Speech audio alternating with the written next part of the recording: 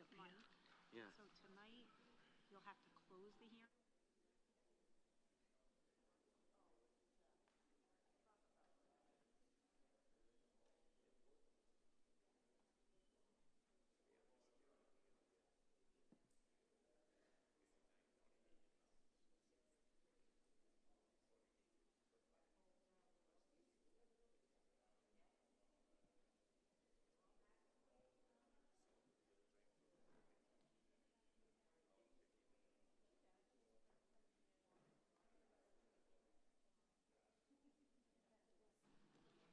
The la-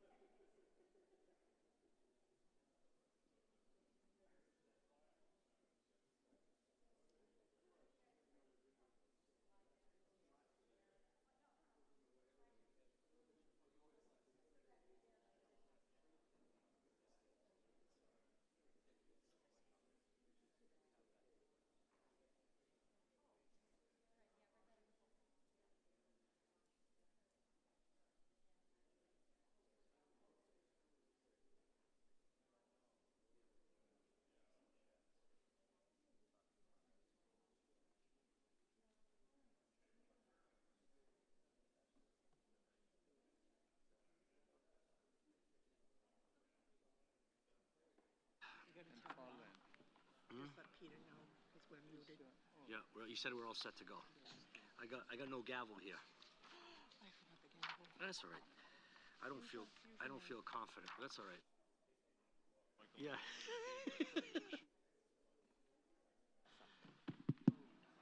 All right, good evening, everyone, and welcome to the Zoning Board of Appeals meeting of Monday, April 13th. At this time, I'd like to call upon everyone so we can stand and pledge allegiance to the flag.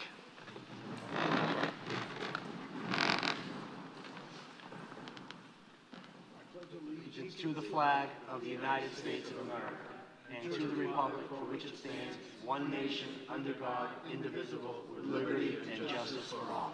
I'd ask that we all remain standing for a moment of silence in honor of our soldiers that are in harm's way in the Middle East.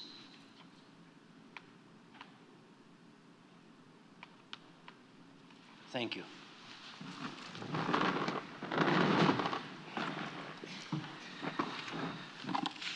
All right, so at this time, I'd like to announce that this meeting is being recorded by Dartmouth Community Media, and that we have two scheduled meetings dealing with 40B projects, not this one. The next one is the Sherbrooke Farms 40B petition, and that's scheduled for April 30th at 6:00 p.m. at Town Hall. And we also have the Hathaway 40B hearing, which is scheduled for May 21st at 6:00 p.m. at Town Hall. Moving on to the public hearings portion of tonight's meeting. It's the comprehensive permit ZCMP 25-1, continued from March 23rd, 2026. The petitioner is Mr. Paul Cusson. The owner of the property is Bliss Investors, LLC. The subject property is located at 970 Tucker Road, also known as map 46, lot 2. It's located within the single residence B district, and this matter was legally advertised prior back in August, on August 7th of 2025 and August 14th of 2025, and we've already waived the reading of the abutters list, gentlemen. And for the viewers at home and the people in the audience, the petitioner is seeking a comprehensive permit pursuant to Mass General Law, Chapter 40B, Sections 20 through 30, and the comprehensive permit guidelines of 760 CMR 56 from the Massachusetts General Laws and Dartmouth zoning bylaw regulations. The petitioner is proposing a development on approximately 56.3 acres to be known as Residences at Hawthorne, to be located at 970 Tucker Road. The development will have a total of 147 units. I think that that's inaccurate. That's been changed. I believe we're either at 137 or 138, but we're going to get that definitively this evening. There are single-family homes, and there are 15 buildings, which would comprise of 30 duplex units. So at this point in time, just to bring everyone in the audience and the viewers at home up to date, we are here tonight rather than being at Town Hall because there's a conflict in the venue being utilized, the room.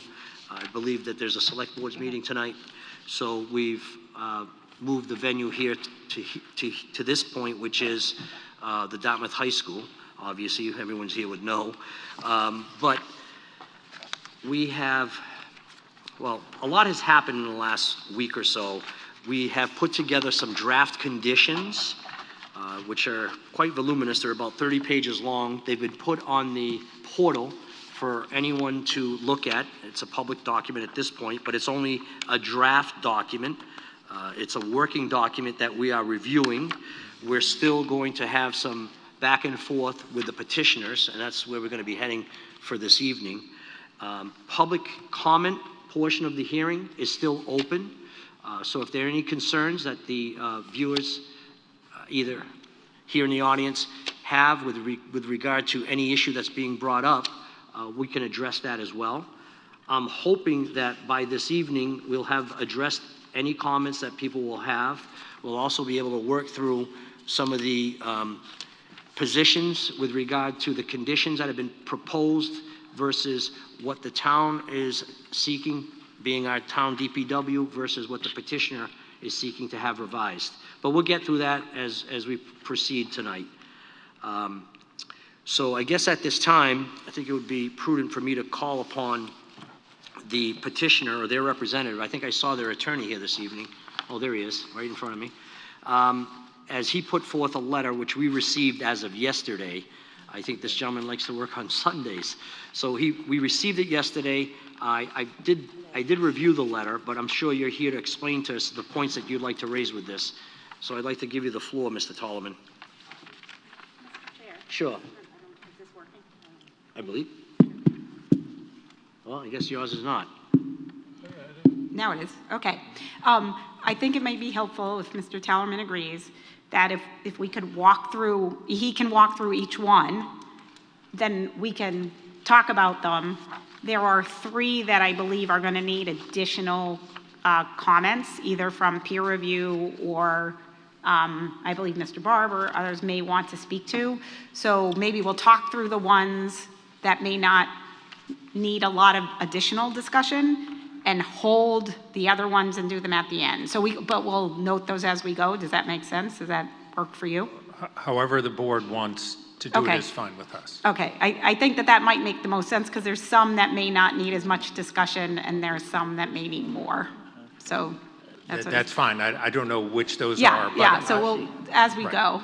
Okay, Okay. if that's okay. Mr. Yeah, Chair. that's fine. Okay. I guess the most, if there are some more contentious issues here, I guess we could isolate what those are and then put those off for later on in your explanation here of what you're seeking. All right, so I'll just let you know, so no surprises here. So I think not necessarily contentious, but require more discussion are going to be the ones under G, H, and I. Okay.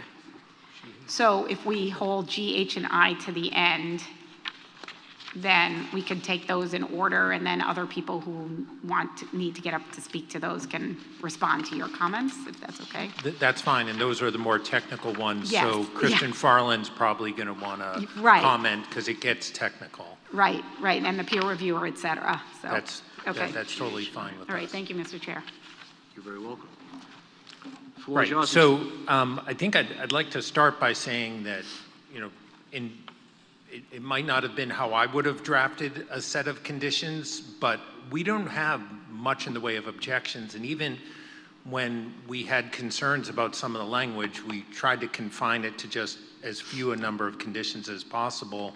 And in no circumstance did we ever say, well, let's get rid of that condition because we think it's an unfair area of regulation. Rather, we tried to revise some of them to fit either the facts or kind of the processes that we're undertaking. So we're not objecting outright to anything here. We're just, there was like 7 or 8 of them that we felt could be worded a little bit differently to match what we're trying to accomplish here and what we think the standards are. And we understand that the experts themselves might have shades of gray or want to move things around the way we're doing some of the technical, the sewer, the stormwater, the water type things that Attorney Murphy just referenced. Okay. So otherwise, I mean, I'm happy to go through these. If you could go through them. Sure. So the first one relates to the kind of bedroom mix, and even in the draft, it kind of was left blank. I don't think we ever really stated one way or the other, not that we're trying to hide anything as to how many 1s, 2s, and 3s, and 4 bedrooms that we wanted. I think we're happy to consider a cap on the total number of bedroom units, just because that makes a lot of sense, both from water, sewer, as well as schooling and other things. And I think we've all worked under the presumption that there's only going to be a certain number of bedrooms here in the low 400s. I think what we'd like to have is some flexibility amongst the housing types. We are required as a matter of law or a matter of HLC policy to have at least 10% 3-bedroom units. That's kind of a standard that's out there. So, and we want to do that anyway, so that shouldn't be much of an issue. So sometimes developers will want to do more 2s, or sometimes a board will want to do more 2s because it's less of a potential impact to schools. Because when you get to 3-bedroom units, you might have more kids in a project. But the state, a number of years ago, required that we do some 3s. Here, our designs can accommodate 2s, 3s, and 4s. And what we'd like is some flexibility, provided that we be capped at the total number of bedroom units, because we're respectful of the demands for sewer and water and other concerns. And we want some diversity out there. Obviously, some of the condos are going to be 2s, and some of even the single family ones may be 2s with a den, or 3s, and maybe there'll be a smattering of 4-bedroom, more family units. And, you know, so that's kind of what we were trying to do here, was to agree with you all on some kind of finite cap, but otherwise provide some flexibility for us as we get into the dissecting the market conditions at the time when we're ready to build. Okay. So, Gentlemen, you have any thoughts about that? I don't know if you saw the draft version. It was left blank for us to provide input. That's not something. None of this we have to make any decision. I'm not expecting that we're going to vote on this evening. We'll look and discuss it. We can discuss it. That's right. Okay. But I like now capping the number of bedrooms of the total project. I think I'd like to do that as well. What's your insight on that, Susan? I did not have any comments on that change. Okay. Fair enough. All right, then. Let me just take a note here, please. sure, absolutely.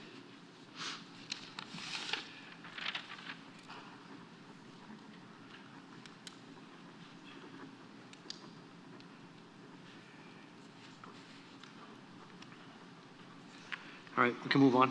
Sure. E13 was our next one, and there was a requirement that all of our plans to be presented to the building commissioner for the houses be signed by an architect. There is an old kind of relic 40B guideline, or that housing plans be signed by an architect. The building code doesn't require that, though, in every instance. Certainly, we will have an architect sign anything that the building code requires us to do. But for some types of housing construction, it's just not simply required. Again, we're happy to comply with whatever the building code requires, and if the building commissioner requires that we do an architect sign house plan, then we're happy to do that. We just felt that if it's not required, but we still have detailed plans that are sufficient for the building commissioner to evaluate, then we'd like some of that flexibility too. Again, we're not trying to push the envelope here at all. We're just trying to be, to recognize that it may not be required in all instances. How many different design plans do they have for this? Are there going to be like a series of 3 different home designs within the entire site? I think there's going to be a number. I think in the plans that we've submitted, there's a number of representative designs out there for the kinds of houses we're going to do, and we're happy to have a condition that confines us to generally using those. Obviously, we don't want cookie cutter, every single house to look alike. We don't want this to be like Levittown or anything else like that. But those designs are representative, and we're happy to have a condition that requires that we stick to those general designs. How many were there on that plan? I wish I could tell you off the top of my head, and I don't know if Christian knows, and we don't have a architect here, but there was a number in each housing type, so. Good evening. For the record, Christian Fallon, Principal Engineer and President of Fallon Corp. We did submit architectural plans. I believe there was about 6 to 8 different house plans. However, we certainly don't want to be limited to just those 6 or 8, but I will say they certainly will be similar in design. Maybe anything different than those plans could be presented to the town planner for approval. I don't think that would be an issue. Yeah, we have no intention to take a couple of lots and mansionize those or do something that doesn't fit. So we're comfortable with being consistent. We just want a little flexibility, both in the housing type, as well as the ability to let the building commissioner decide if under the code we need an architectural stamp or not. We're not afraid of that requirement. We just want to recognize for expediency purposes it may not be required for all 138 units. F? I have a couple of questions. You have a what? I have a comment Sure. on the language. So the first thing is then in response to Mr. Farland's comments, it says architectural plans consistent with does consistent work for the flexibility? I think so. Okay. Yeah. I just want to.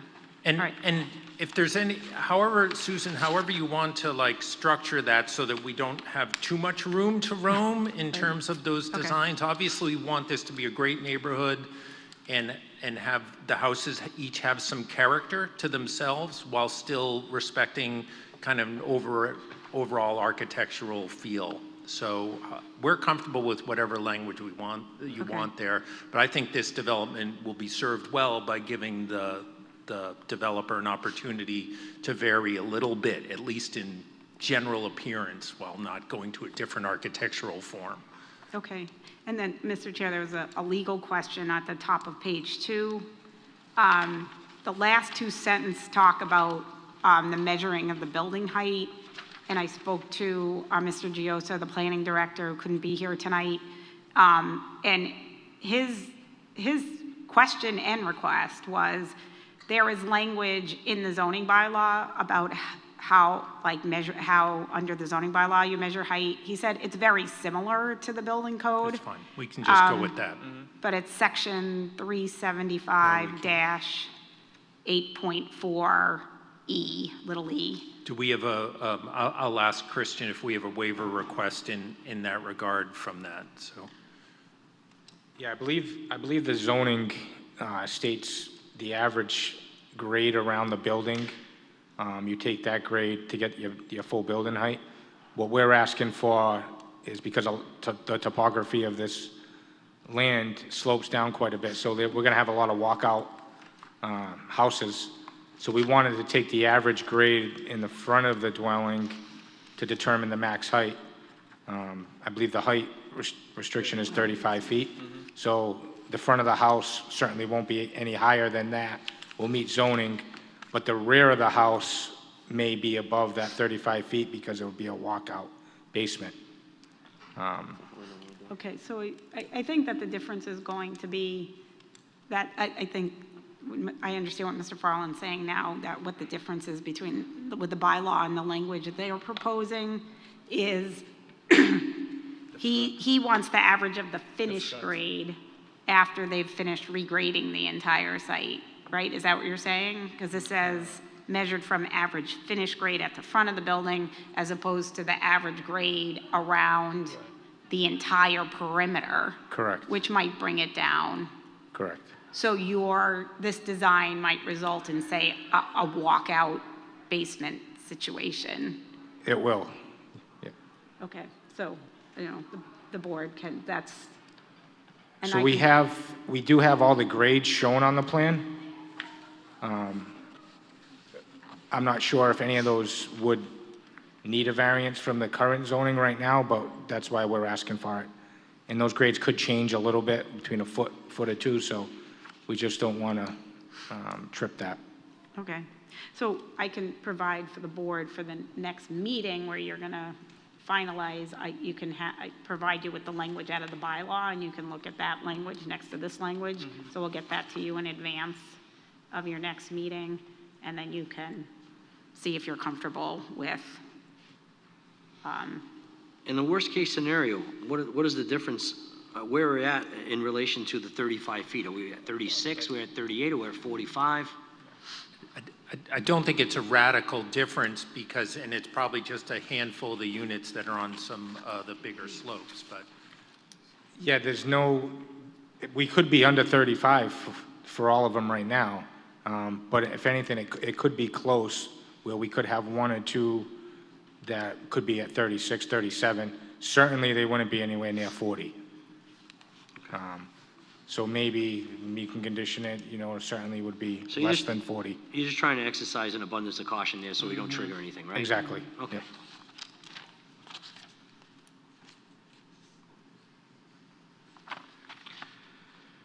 All right, I guess we're moving on to F. F5 is the bus stop.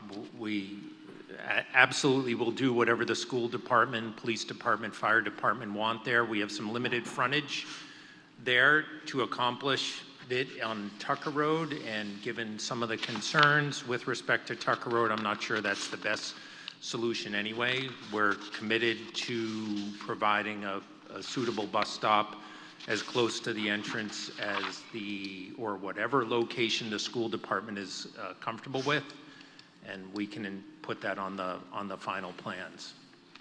So, we're again, not a condition. We can do our best to work with the sidewalk and the bus stop there, but I don't think Tucker is the best location for it anyway.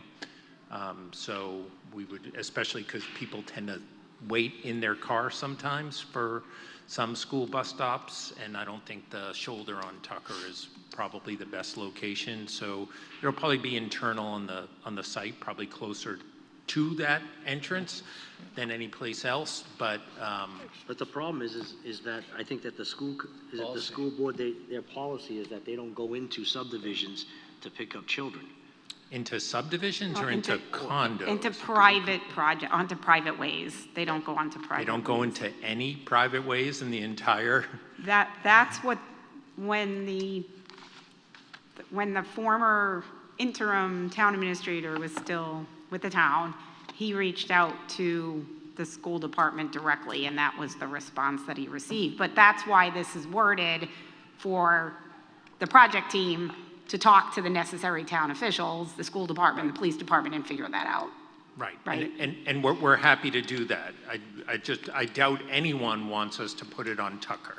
I would doubt even that the school department would want us to put it on Tucker, given, some of the concerns about queuing there, especially if people are going to, in inclement weather, be on the shoulder with their kids in the car. So, we're, again, committed to working with them and doing whatever. Obviously, a policy is not the same thing as a bylaw or a hard and fast requirement. So we'll do whatever it takes to make it happen. I think Christian is working with the plan to kind of show. Yeah, the reason we can't have it on Tucker, besides it being a safety issue, is our frontage is only right along the roadway. This triangular piece is owned by Mr. Bertolato. If we had this piece here, we could certainly do it. But our thinking is parents will line up along the roadway with their vehicle. There is a little bus stop we plan on doing right here. So when the bus does pull up, kids will walk along the sidewalk, and then the bus will pull up right in front of the roadway, and the kids will get on at that point. But I don't think anybody would want kids waiting along Tucker Road. So that's our initial thought, and I think, you know, there's certainly enough room to work with the town to address that. We may maybe move this bus shelter maybe closer to Tucker. That's something we can finalize. So even if they didn't want to drive the school bus into the property, we can certainly limit some of the safety concerns by having the kids and the parents be queuing on our property so that they're ready to access that bus on Tucker for a very shorter stop than would otherwise be the case if parents are queuing 10, 15 minutes before a bus gets there. Regardless, I think what our efforts here in terms of revising that that condition was to allow us to get to work with the school department, the police department, and the fire department if need be to make sure that it works and it's safe. I don't think there's anything wrong with that language. No, I don't mind the language that you're proposing in order to ensure that there's accommodation. Sure. All right. Gentlemen, any comments on that? Attorney Newman? No, I have no comments on Halim? No, I mean, I think the intention was the school department didn't want to drive maybe 500, 600, 700 feet into a property and pick up the kids. But if you're close enough to, if you design it in a way that you can circle around within the entrance and then to, you know, I think that would accommodate both safety and Right. will provide what we need. So I think our auto turn analysis shows that we can make that turn there, but short whatever drive. they want to do, yeah. yeah. Okay. That was the intent of the turnaround here, was for the bus to turn up right in that circle, Okay. pick up the kids, and then turn right around and go out. Hopefully, we can work that out with them. Makes sense. Yeah. Thank you. All right, I guess we're going to skip G, and we're skipping H, and we're skipping I for now. Moving on to J6. And J6, similar kind of just a flexibility thing to require construction fencing wherever we border a residential lot. Ends up being pretty expensive. It could also be pretty ugly.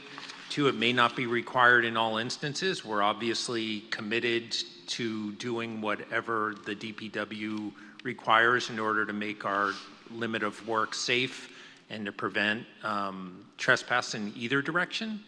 And in some cases that may be construction fencing, but I think we'd like to have the flexibility to work with DPW to make sure we do that where we're supposed to. In other instances, then maybe we don't have to do it. This will also be part of our construction mitigation plan and our phasing plan. So those kinds of details usually come in after the fact. And so it just, right now as proposed, it's a little bit in all circumstances, we will do that. And we just need, again, looking for a little flexibility to work with the boards and the town's professionals to make sure we do what they need while still maybe not having to do it at every single point where we're abutting a residential property.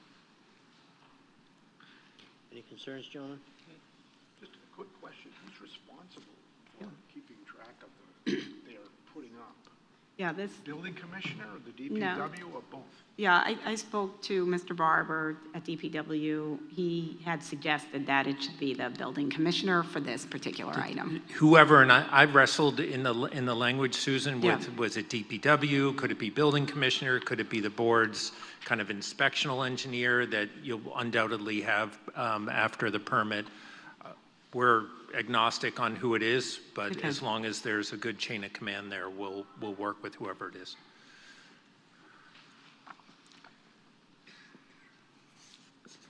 Moving on to L, 5. Yeah, and again, this is, we are happy to make sure that you have the conditions necessary to make sure we do our work before we have, get too far down the road. But if you require that the sidewalks are in before the first occupancy permit in each phase, then we run the risk of tearing up those sidewalks because construction will still be going on in later parts of it. So what we've done is try and provide a alternative for that where we're still, our feet are still held to the fire. And Susan, I've done this a number of different ways for things like this over the years, where sometimes it's the last three, the last one, however it is. We just are cognizant of the fact that if we're building something and it has to be complete before we're done with that phase, then we may have to do it twice, and that just takes longer, and no one wants this to take any longer to be built than necessary, so. I spoke to planning director, and he was comfortable with this for the reasons they stated. Okay. And I think aside from those Yeah. GH and I, those were the other conditions. Those are the easy ones. Christian gets the harder ones, so. I guess. Yeah. So- All right, so I guess we go back. Is there any other comment you would like to make? No. Gentlemen? Attorney Faria? All right. So now we go to G, required project plan revision, stormwater, G2.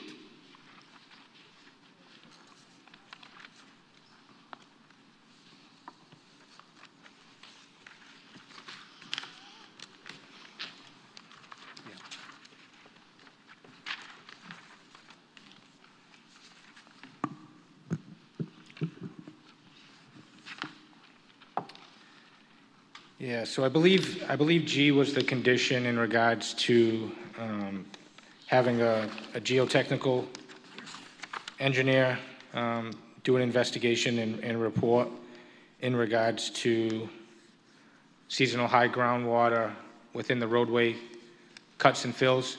The topography of the land, we do have some large cuts, so we could be cutting in 15 feet into the material. And that material, we're trying to balance the cuts and fills in the entire site, which we do a great job. But there are going to be areas that we do need to cut. And the peer review just has a concern that we may be cutting into groundwater. And if we are cutting into groundwater, we want to make sure the design doesn't have groundwater leaching out into the slopes of the off the roadway. And or having that groundwater be going into the sewer pipe, pushing more water into the sewer system. In regards to the stormwater management, I think we're on the same page with that. We have to do the testing. It's required for the stormwater, the number of soil tests within the basins. That is going to be done prior to us filing a notice of intent with the Conservation Commission. But what we want is some flexibility. Instead of having a geotechnical engineer, would be the licensed design engineer, which would be myself, to do any additional soil testing for the roadway. And I think there may be some language that we have to go maybe a little back and forth before the next meeting, just to make sure we're on the same page. Specifically in regards to the proposed structures themselves, Dartmouth has a requirement that they need to be 2 feet above groundwater, where the state regulation, you could actually have your basement within groundwater. You just got to make sure you design it accordingly, where you may need to have some pumps. So what we want to do is have language in there, and we can work with Mr. Barber on that. If the basement is within 2 feet of seasonal high groundwater, that we propose a sump pump, and that sump pump gets tied into the drainage system versus getting tied into the sewer system, which would be a burden on the town, having that additional flow go into the stormwater, which we don't want. So I think we can work on that. I think we will need a separate waiver from that one section. And then there's language in there that would protect the town, as well as certainly the developer. You don't want to have a house in groundwater and having water going into the basement. So certainly we would have some pumps at that point, and then they would be discharged into the drainage system if needed. That was it. I think we did provide some proposed language. I think it would be maybe a little bit of mixing the two together and meeting in the middle. I don't know if you want to maybe kick it off to the peer review now to talk about it a little bit, or Mr. Barber. Yeah, just give me a minute. I want to read it. I want to read this again. Sure. I wanted to listen to you first. Just give me a moment so I can read this.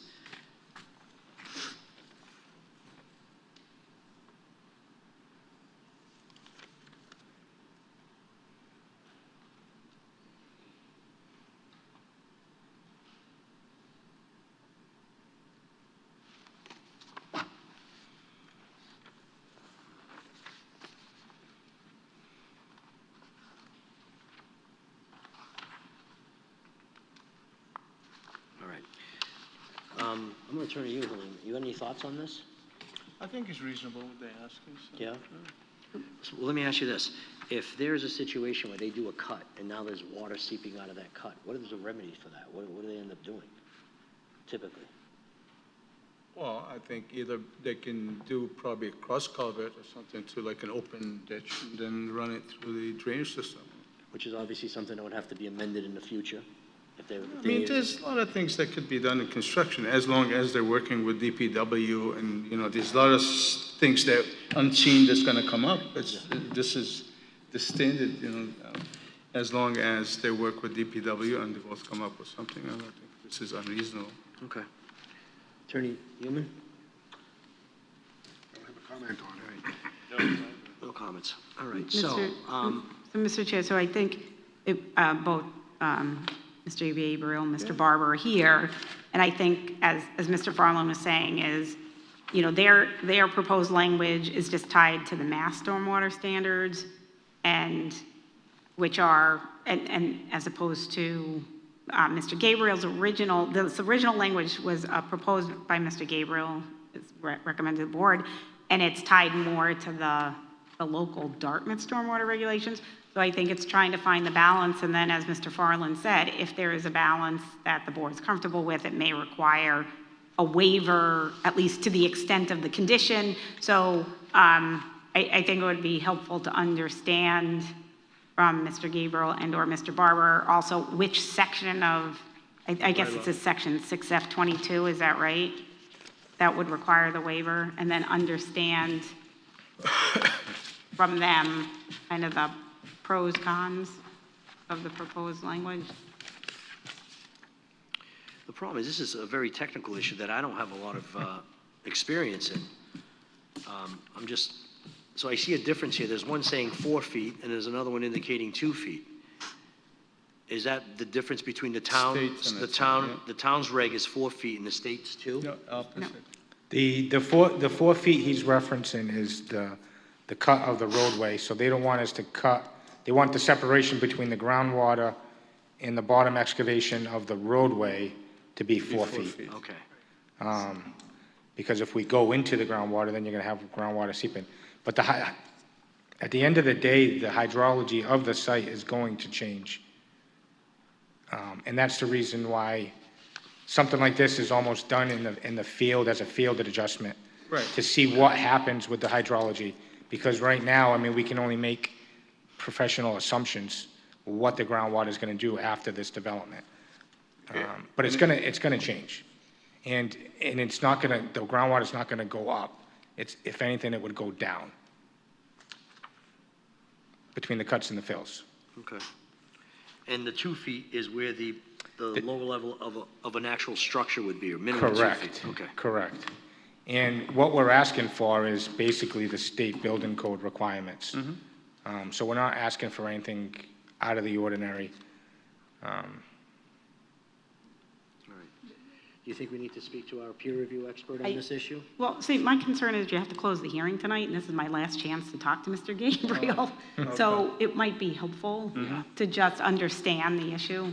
I think it would be, because I think I get it, but I'm not sure. If you could come up and just explain to me what the difference is between what you proposed, what our council has put together based on your recommendation That's that came from versus. Mr. Gabriel, and that's Yeah, what's if you could come up. currently in the decision. Yes, please. Yep. Okay, yeah. Versus what they're suggesting that we adopt.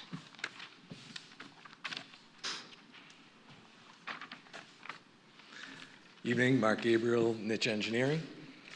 All right, so the difference that I'm seeing here, so first of all, the recommended draft condition actually, the changes to it just came as a bit of a surprise because the recommended draft condition was drafted between Christian and I back in January previously. So we had taken that information that it said would be provided post-approval and put it into the recommended draft condition relatively verbatim. So that's what you had seen there previously, all right? And that recommended draft condition is in regards to section 6F22 in the local stormwater regulations. There was not a waiver for that section, so that's why that ended up in the draft conditions. Now, That said, there are some lumping, if you will, of what we had written in the draft conditions letter in this most recent letter from the attorney. I feel that Christian kind of hit the nail on the head, where if we can just talk together, hash out a little bit of extra language to put in there, we can make that work. Some recommendations on references to local requirements, as well as I believe Christian may need to request a waiver from section 6F22 in the waiver list. I can go over the differences in separation of groundwater if needed, but those are just straight from the local regulations here in town. They're not ones that I had made up there. All right. Guys, have any questions? I have a question. The beginning of the draft condition is conduct a geotechnical investigation and provide a geotechnical report. The revision from the petitioner took out the word geotechnical. Is that because he's not licensed to be a geotechnical, or you don't need it, or you do need it, or? From what we heard is that he would be doing the investigation because he is a licensed engineer in the state of Massachusetts. So that's sufficient in Massachusetts? There is no requirement of a geotechnical investigation written in the local regulations about that. Okay. All right, and again, this is straight from the peer review letter and the coordination we did back in January. Thank you. Yep. Any questions, gentlemen? No. Susan? Yep, I have a drafting question. Sure. So, for the language that was proposed in Attorney Tallerman's letter, are you saying it needs some tweaking and then it would kind of work to meet his needs, but also cover anything that you might be concerned with from a professional engineering standpoint? Correct. The regulations 6F22 is about not wanting permanent dewatering systems instituted into the roadway system, and also the buildings. I think we've all understood that this is a private development project, and if they want to implement some permitting dewatering systems, they could look at doing that as part of their design down the road if needed. And as he referenced, maybe even sump pumps in a building, things such as that. Mr. Chair, may I ask Attorney Tallerman a question? Sure.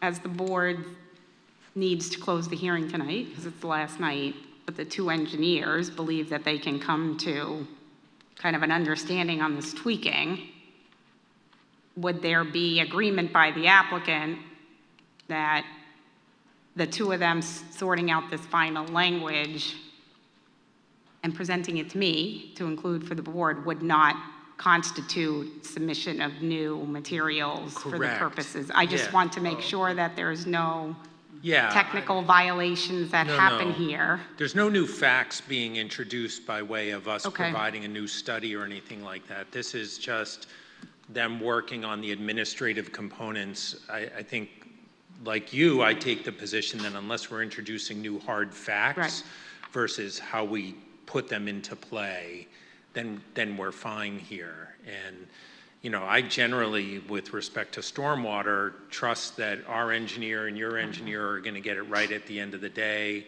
whether we say, hey, you guys work it out and you don't get a building permit until you work it out, or we have more detail here. I'll leave it to you to decide how much detail to put in. We trust at the end of the day, between Christian and Mr. Gabriel and whoever else is going to review it on the town side, that they're going to get it right. And while we may need a little waiver here and there, I think that that's something for the board to consider. But again, we're not looking for a shortcut here. We want to comply 100% with the DEP stormwater management guidelines. If there's a need for a small waiver here from a more restrictive local thing, leave that to the board's discretion. Obviously, we've stated a rationale for that. We don't think that your engineer has said that there's anything particularly offensive to that in terms of applying good common engineering practices. but ultimately, what language you choose to do as a board and you, Susan, presenting to the board is fine. And if they are offline or working on language that makes them happy, I don't view that as a violation of the open meeting law or the principle that no new facts come in. If the board's comfortable with that, then I think that makes sense, because nobody wants me drafting engineering conditions, so. I don't have an issue with it. Let's just see what my other members think. And Yep. I don't know what the legal standard is, but I'm taking him at his word. Yeah. I don't think there are additional facts that are being introduced. It's just a matter of determining what language we need to utilize in order to secure and get as close to compliance as we can. Right, and we're putting it in the record tonight that that may include a partial or a waiver of this section 6F22. So that would not be a new fact, because they're raising it tonight.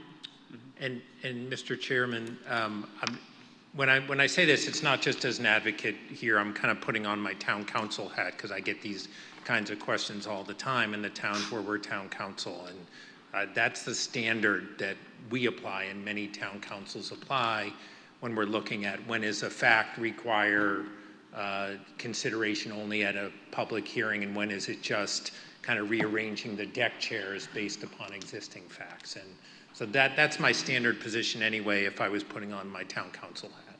Okay. I just always want to make sure that we're not going to get an objection from the applicant side after the fact. None whatsoever. Yeah, We okay. trust your engineer. It's a good outfit. We trust Christian. We think they'll get it right. Obviously, you have a board member who's smarter than I am about this stuff too, and I'm sure he'll provide necessary filters where necessary. Do you think we need to speak to Mr. Barber about his position on any of these issues with regard to G2? Doesn't hurt. Yeah, I guess it wouldn't hurt, especially given it has to do with roadway. Good evening, Tim Barber, Director of Public Works.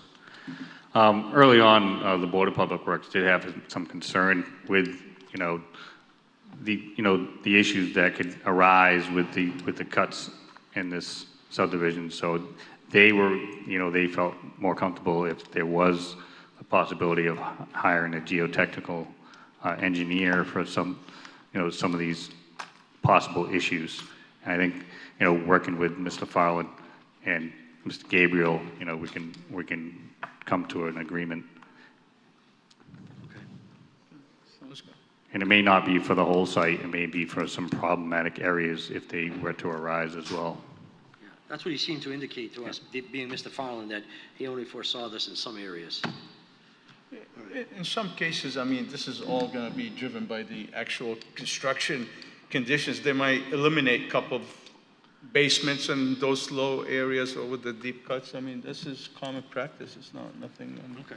unusual. So we'll adjust it. Yeah, so we wouldn't want to lose that option of, the possibility of having a geotech on site if needed. All right. Thank you. Any other questions of him? No. Attorney Faria? No. All right. All right, moving on to H12.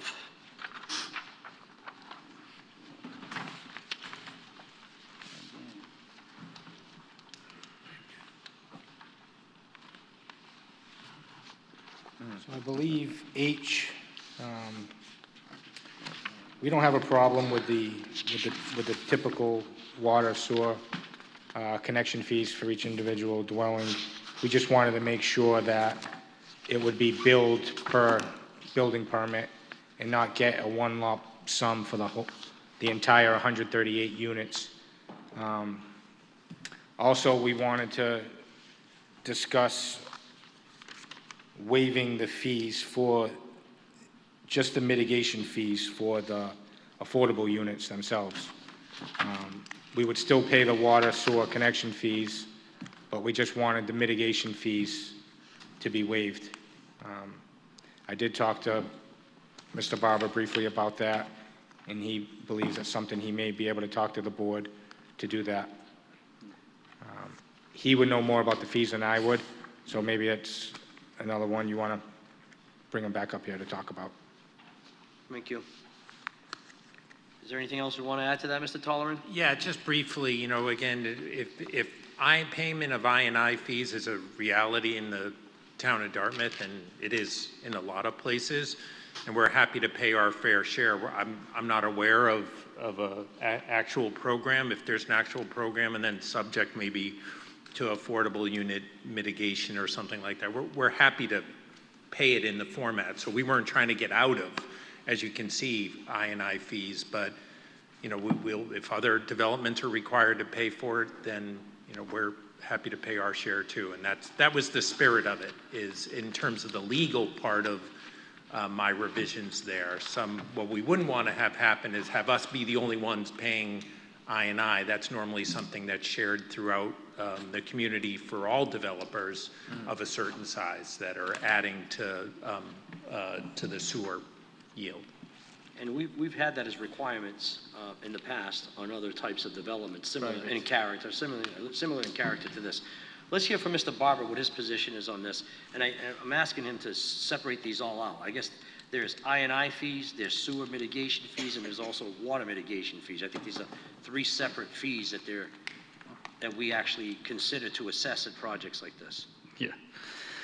Yeah, so the water connection fees have been in place since the late 80s. So we haven't increased those fees, and they're paid by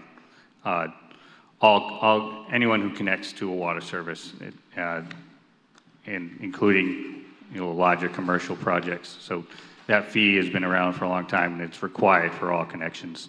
On the sewer connection side, we did raise our connection fees back in 2024 for the sewer connection, but again, that's required for all units that do connect into our sewer system.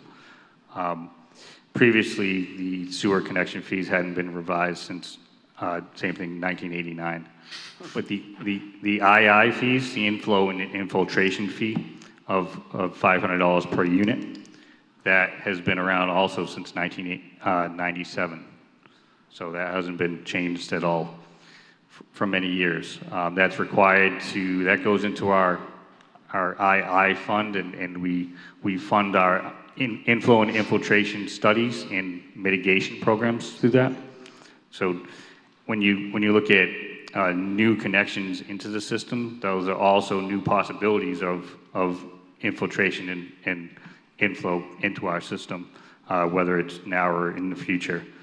So that goes into, like I said, our programs. The mitigation fee is a capacity mitigation fee for a wastewater treatment facility, and that's calculated at $12 per gallon per day, which was the industry standard for construction of wastewater facility infrastructure back in 2024. All of these fees are calculated based on Title V flows. So in a development like this, they'd be calculated per dwelling. So each dwelling that's applied for sewer and water fees, they would pay those individual fees. So they are, I guess, considered phased. Where if you had an apartment complex, that would be a one-time application. So they would either pay it up front or negotiate a phasing for the fees. But none of these fees are all at once in the beginning of the project. So I'm not sure if I understand. Is there a disagreement on this, or is there an agreement? Mr. Farland stated that they were requesting a waiver of the mitigation fees for the affordable units. Okay, but which ones? The sewer mitigation and the water mitigation? No, there's only a sewer mitigation. There's only a sewer mitigation, okay. I'm sorry, Mr. Chair, if I could. Mr. Barber, I think I may have the only copy of this up here, of this, like, sample application form. I'm going to pass this to the chair. Sure. Or maybe you guys, Colleen, you could put it in the mail. You could, look at, I don't know what it's going to make. I'm sorry, there's not more copies, but that's a sample. If you could walk him through the fees on the water side and then the sewer side, then he'll know what you're talking about. Yeah, so on the left side, there's a water connection fee for a 1-inch water service. It should be $2,000. And then at the bottom on the left, there's a meter connection fee. So the meter stock fee is $225. So $235. $235, thank you. And then on the right, there's the sewer connection fee, which is $3,000 per unit. And then there's a sewer mitigation fee, which is dependent upon the number of bedrooms. So if there's a difference between a one-bedroom, which we calculate at 110 gallons per day, versus a three-bedroom, which is calculated at 330 gallons per day per Title V. So that, I believe that mitigation fee comes out to around 6,000, is it? Yeah, $12 per gallon per foot. Well, I see the INI fee plus mitigation somewhere it's between 39. 500 and 3960. Or was that added to the 500? The 500 is the INI fee? $500 is the infiltration fee. Okay. And then plus the $12 per gallon per day, so at 330 gallons, it'd be $3,950. And does that change based on the number of bedrooms that each unit may have? It does, So if it's a four-bedroom house, the 3960 is not sufficient to cover that? correct. The 3960 is for a two or three-bedroom? Three, Three. Okay, but it could be less if it's a two-bedroom home. yes, it would be. So based on this sort of sample we have here, you're looking at 7680, but they're not looking to waive the connection fees. They know that those are part of it. They're only looking to waive, for us to waive, or consider to waive the mitigation fee, For the, which is roughly 3960 per unit. for the affordable. For the units. affordable For units. the Only the affordable affordable units. units. Is there a custom and practice with this? It's at the board's discretion under 40B. What did we do for the preserve? I don't know what we did for the Okay, preserve. well, let's check. I'm gonna have to do that. All right. You have any input on that, Attorney Farrier? Just give me a moment here. I want to make sure I don't forget this issue. And then we'll make sure that the board and Michelle have a copy of that document. As well as there's a utility fee.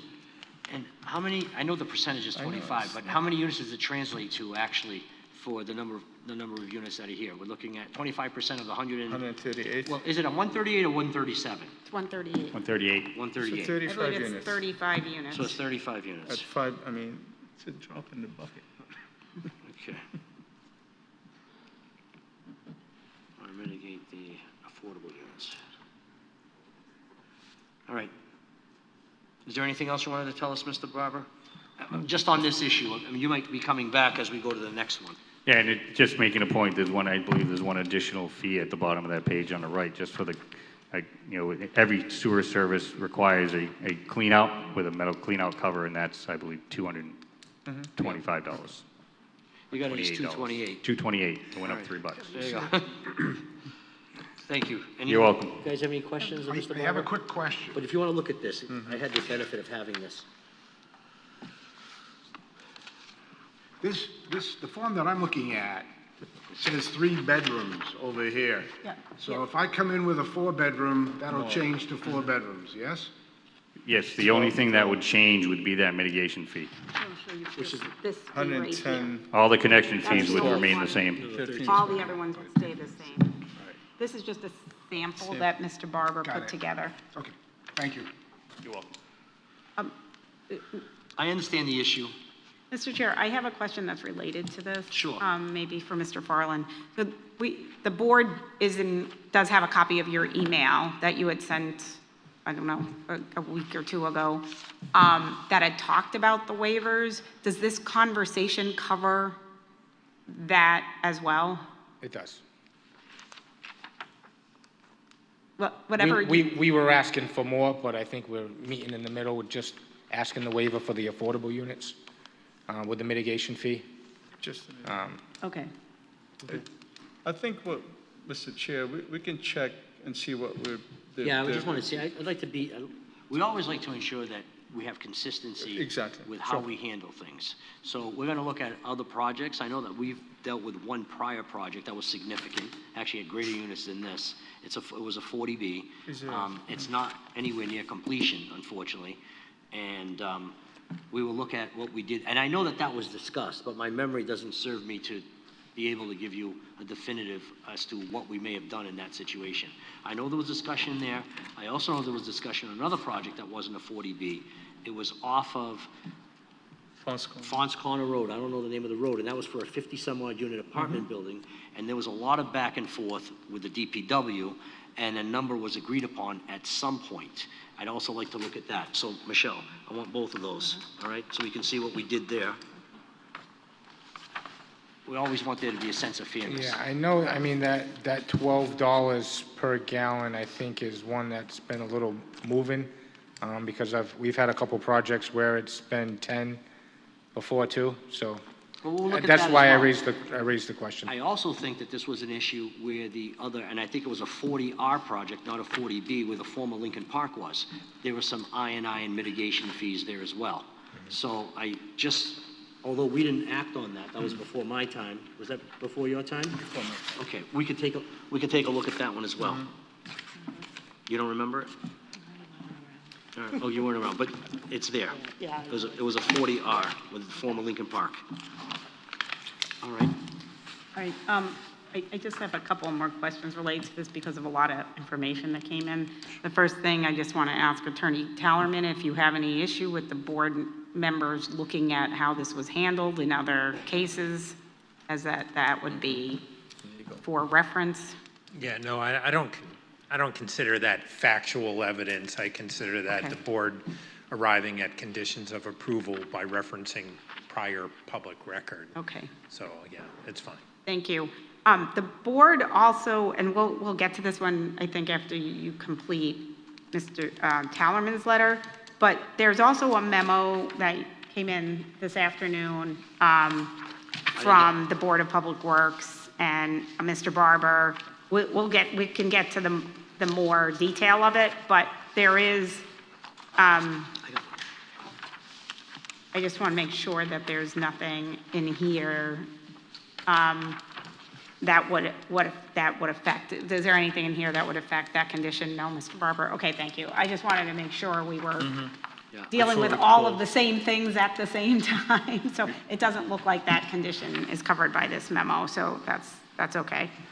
All right, I'm I sorry. didn't have an opportunity to look at that, but it seems as if they're just trying to change certain phrases within certain Yeah, for the most sections. part, I think it's more clarification than substance, but we can take a peek at that after Attorney Tallerman's come. Moving on to paragraph L5, conditions for occupancy. No, I think we're on I. Oh, we already did L, Water, right? no, I'm sorry. I is water We infrastructure. did L. Yeah, so we it's did, we just already I. did L, I apologize. I don't have an asterisk near L, I have one near I. I8, required project plan revisions, water infrastructure. In a nutshell, Mr. Chairman, this one is in regards to if one of the homeowners wanted to put in an irrigation system in their yard. I believe in majority of these lots, that the front yard, we move the houses as close as we possibly can to the roadway.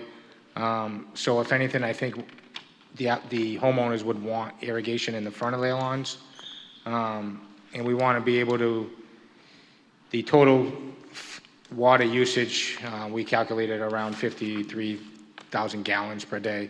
So if we're monitoring that, and we're certainly less than that, we want to be able to have one of the homeowners pull a permit to put in an irrigation system without having to come back to the zoning board to do. Now, the 52,000 gallon, the 52,344 gallons per day, that estimate, does that already take into consideration the irrigation systems? It wasn't, no. But again, these are numbers that are very conservative, but these are numbers that we can monitor through the water readings after each house gets constructed. So if they're significantly less, then there is room to be able to put in irrigation systems. Or the other option is we would have Apex Engineering relook at the numbers and see if there's any impacts to most importantly, the fire flow. There wasn't calculated that we are going to be doing the improvement with bringing in a 12-inch line into the development, which that adds certain value to the flow of the water as well. So we just wanted to have that option available, and if there is going to be a proposed irrigation system, we would demonstrate that it won't have any negative impacts to the fire flow of the existing system. Yeah. Question? Is irrigation well is an option, or, I mean, It could be, absolutely. if they need, I mean, I don't know what the. These are I small, know I mean, majority of these small lots are pretty small. I know. That would be, it would be a lot to put in just for these small lots. And I think if you look at the plan, I mean, they're not gonna be putting in a sprinkler system in the rear of their lots because a lot of these lots are slope topography, where it really wouldn't make sense. It would be most likely in the front of their home where they have landscaping, where it'll be a small, most likely drip edge around the landscaping and a couple heads in front of the lawn. So it would be very minimal, and this is something that we could prepare calculations for. And we may determine that it may have to be limited to certain times of the year. It's something that I think we can work with DPW with.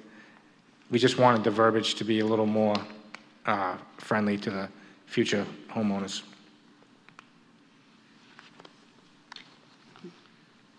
So, Mr. Chair, this is addressed in the memo from the Department of Public Works, so, We're going to hear from him. okay. We'll hear from him. It's just, well, I want to hear from my board members. What are your thoughts, gentlemen, just based on the raw information that we're given right now?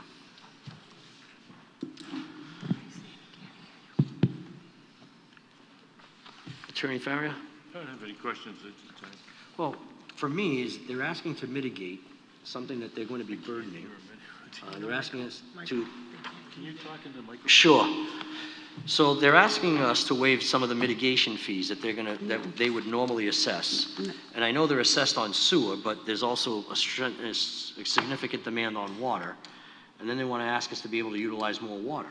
That's just my initial concern. We're not actually asking to use more water. We're just saying that within that, we want to respect the cap, which is the way we've set it up. But if there's extra flow under the cap that allows us to accommodate some irrigation, we just want that flexibility. We're not asking for any more water than folks have already calculated as to what would be the maximum that we would use here. It's just about allocating that under that cap between all the water needs for the development. So if we had unused capacity, that would be available for irrigation, perhaps, where folks may want it. But we're not, and I think we say in the last line, if we ever wanted more water than has already been calculated as our yield, we'd come back to you by way of a project change. So we're not asking for more, we're just asking to be able to work within our cap to accommodate all the various uses for water on the site. I think I understand your request. The only thing I don't know is how do you monitor this? That's the thing that's most problematic that I'm not understanding, but I'm sure we'll speak to Mr. Barber or someone else from the DPW to provide a little explanation on that. Is there anything else you'd like to ask them?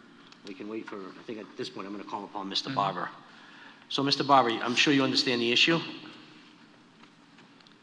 Yes, I do. All right. Can you explain to me?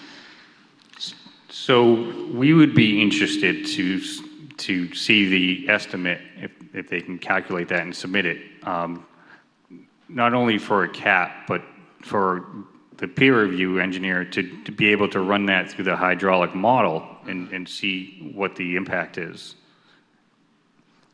And we can also look at the costs for the demand. I think it did say, that the project design engineer should evaluate and propose any proposed irrigation demand. I mean, if you expect that most of the properties will have irrigation, you can estimate that as all the properties for the peak, for that peak demand for using irrigation. So if you can help me with this. This estimate of the 52,344 gallons per day, is that a number that you agree with, that estimate?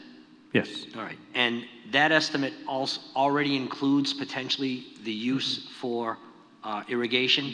It does not. No, that's based on, I think, domestic use and for the amenities.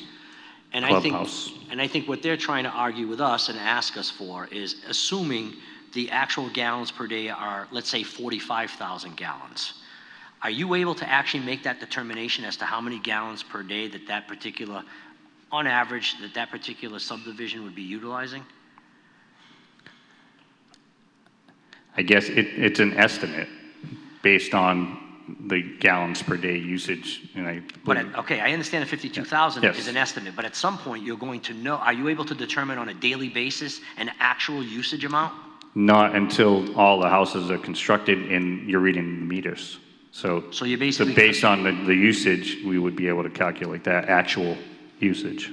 So there wouldn't be one main meter just guiding or reading that. There would be a collection of all the meters and making a determination as to how much they're actually using. Yes, And I think what they're saying is if they can present to us or to someone that they're using less, then therefore they should be able to, if we give them permission now, they'll be able to have the ability to irrigate the lawns.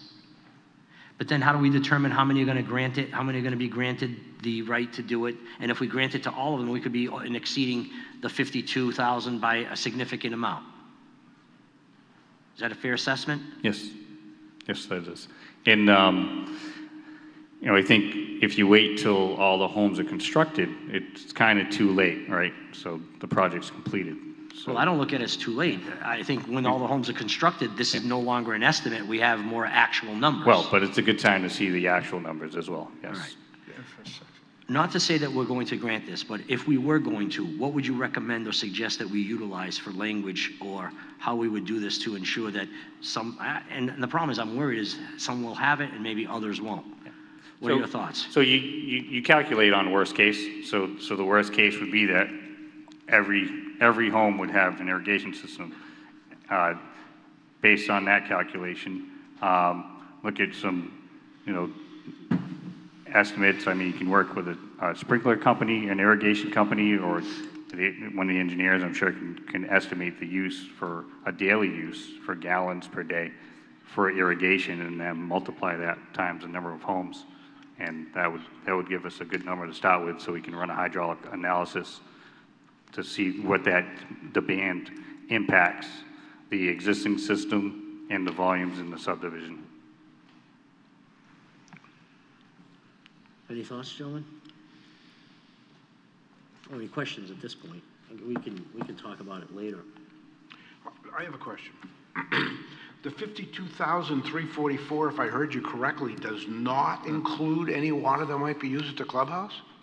It does include the clubhouse. It does include the clubhouse. Okay.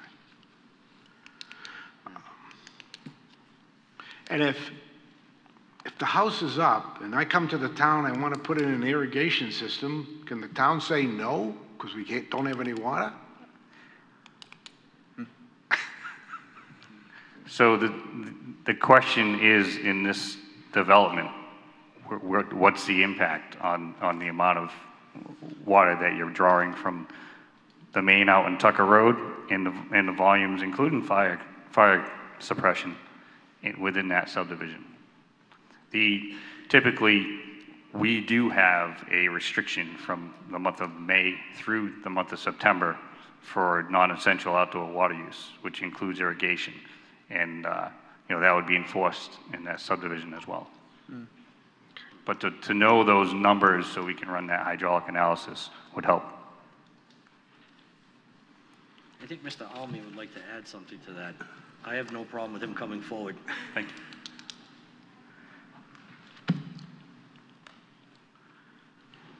Mr. Chair, my name is Robert Almy. I live at 307 Smith Neck Road, and I'm the chair of the Public Works Board. I'm also a retired groundwater geologist, and I got my engineering geology license in,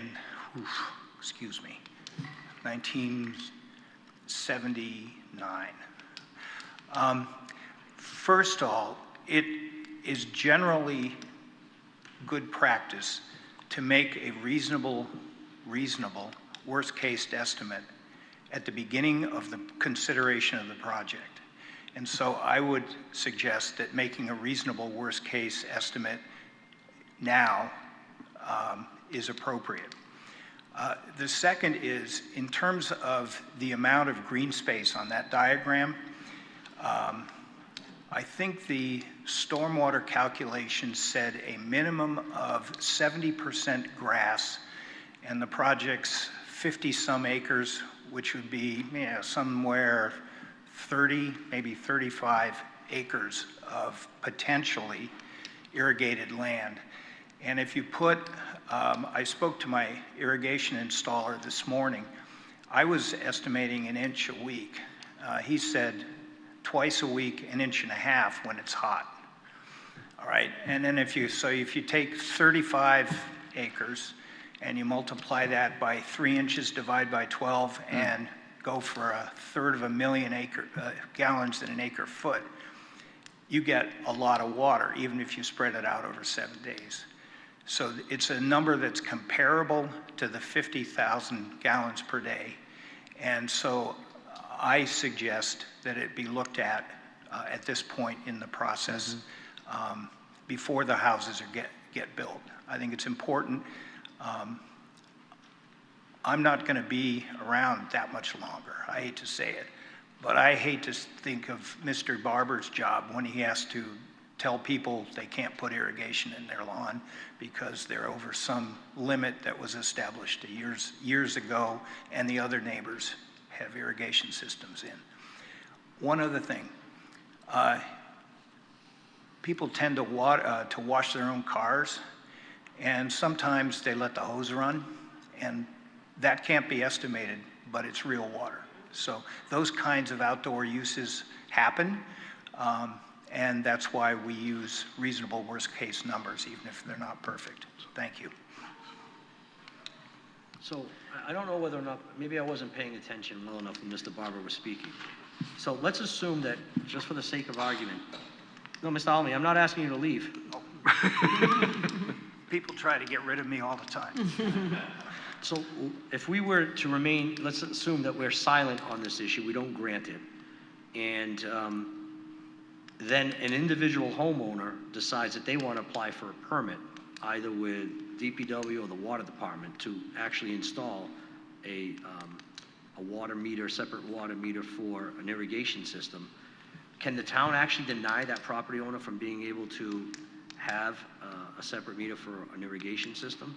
Now I will plead that I'm not a lawyer, so I don't know the answer to that question.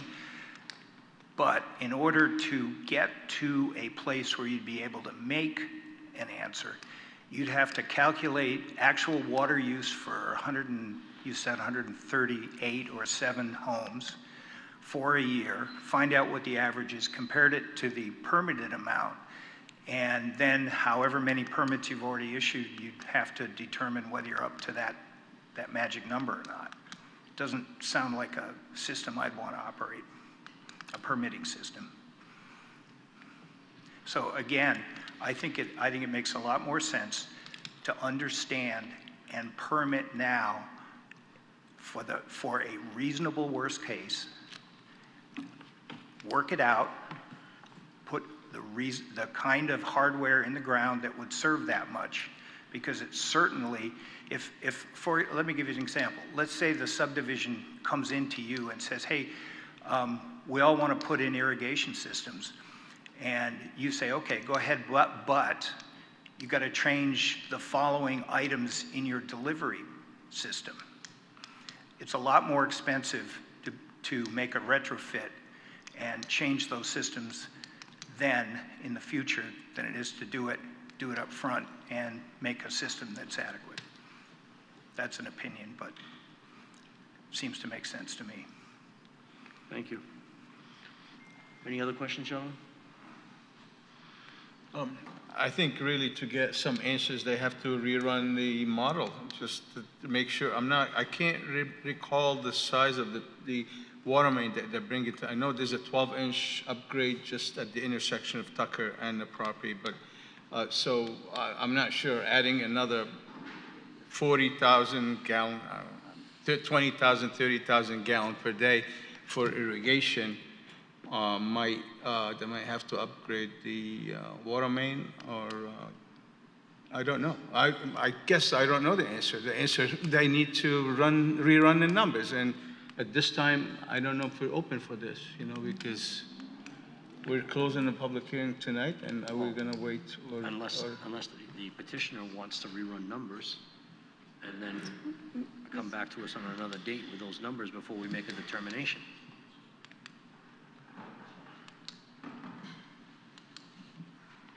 Well, I think we could do it a couple of different ways. One, we could have a well-crafted post-permit condition where this is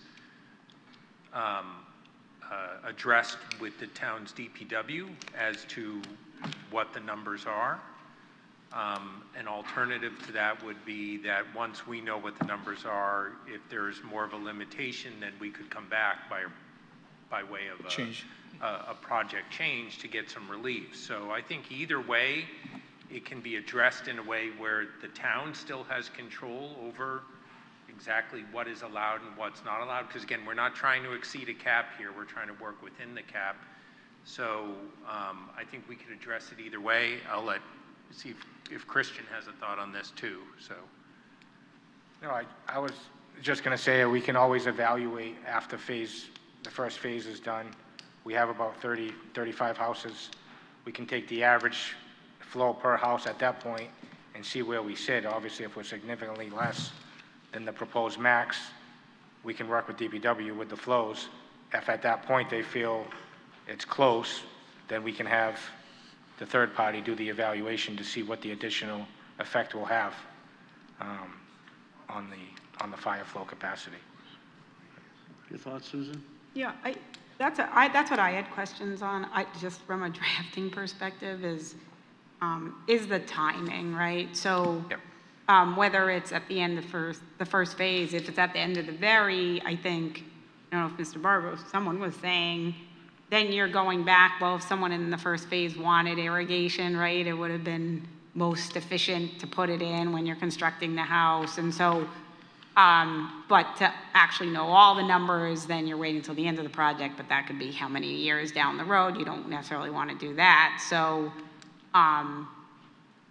you know, if the board's okay with it and the applicant's okay with it, maybe this goes in the same category with the stormwater one, where maybe there's just a conversation between Mr. Barber and Mr. Farland, and then I can work with Attorney Tallerman, and we can propose something or propose a couple of different variations for the board to look at, if that makes sense. Sure. For the applicant, just to try to get to the language, because I guess we could be crafty in the language to put together that would take into consideration the potential, future use that's going to be calculated based on the phases that are going to be put into place. I don't think that it's a bad idea that after the first phase that there's an assessment. And I see Mr. And I would just like to add, it's most likely going to be the front of the lots, which are approximately 1,500 square feet per lot. Altogether, it's about 200,000 square feet, which is less than 4 acres. So it's certainly not the 70% of the entire green space of the development. I don't think anybody would want to spend that money on irrigation. Let's assume we crafted a condition that said they could only irrigate the front lawns and not the rear lawns. Yeah, that's something we can work with. And again, I think it's, the most important thing is evaluating the total flow to make sure it's not having any negative impacts.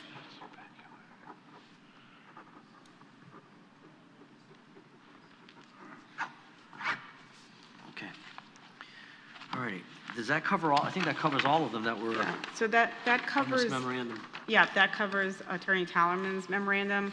I think, well, we just talked, I-8 is what we were just talking about. I didn't know if the board, it looks like most of the comments from the Board of Public Works was really just seeking to clarify some of the language. I don't see that.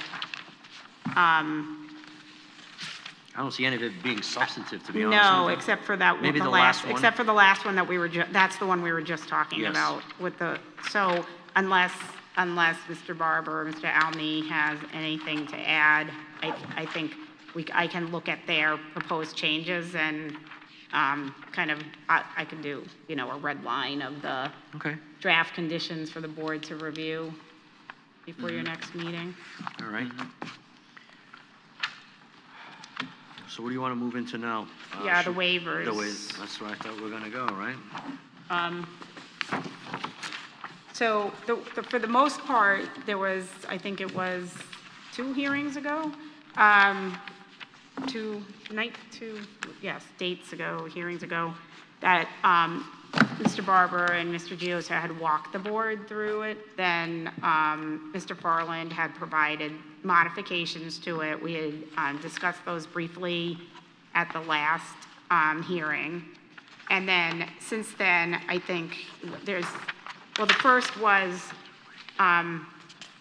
you'll see on the last page, it was a waiver regarding the fees, but I think that one is kind of, it's potentially just for the affordable units, and that's under consideration by the board. So that one's still open. That's number 54 on the current list. Mr. Barber had identified this afternoon, and this is on the version that it was also available to the applicant and the public. Number 29 is on line 29, subdivision rule 3.3.10, which had to do with the stormwater. And the original recommendation was a partial waiver from the stormwater requirements under the subdivision rules, as long as the project complied with the Dartmouth stormwater management regulations, which have some waivers to them as well. But Mr. Barber identified that there's a subsection of 3.310 in the subdivision regulations. And I don't know if you would like Mr. Barber, then he believes that should not be waived, the 3.310D. I can look at it and tell the board what it is, unless you'd like Mr. Barber to Well, explain you can it. explain it. If we need any more Okay. explanation from him, we'll call him up. And I believe that Mr. Barber spoke to Mr. Farland about it today, like later today, or when they got here, but Mr. Farland can speak to that. So in this section, this is the section of the subdivision rules and regulations that addresses drainage. And this is about cellar and footing drainage. And to be honest with you, that's all I can tell you. And Mr. Barber's going to have to explain to you what about cellar and footing drainage he does not want to have waived. I think it's just, 3.310D, it explains that any development subdivision with sewer connections also require cellar and footing drains. And they don't have to all connect into a drain main, but either they have to outlet to a stormwater BMP facility or into a stormwater drain. And that leads to additional inflow and infiltration management to protect the sewer systems from anyone pumping a sump pump that has groundwater issues and pumping that into the sewer, especially on these smaller lots when you have close neighbors and pumping it out a basement window isn't an option. So we require all these houses to have some type of cellar and footing drain. And that would drain into the actual stormwater system? Yes, it could, into the stormwater system, either hard piped or piped to a BMP stormwater management basin or a swale. Seems like it makes sense to me. There's additional language that says it shouldn't be, outletted into over a sidewalk where it could freeze or anything to cause any impacts in that nature, unsafe. So that's why we asked to not waive that section. Okay. So the other, And the applicant, have they had a position on that, or?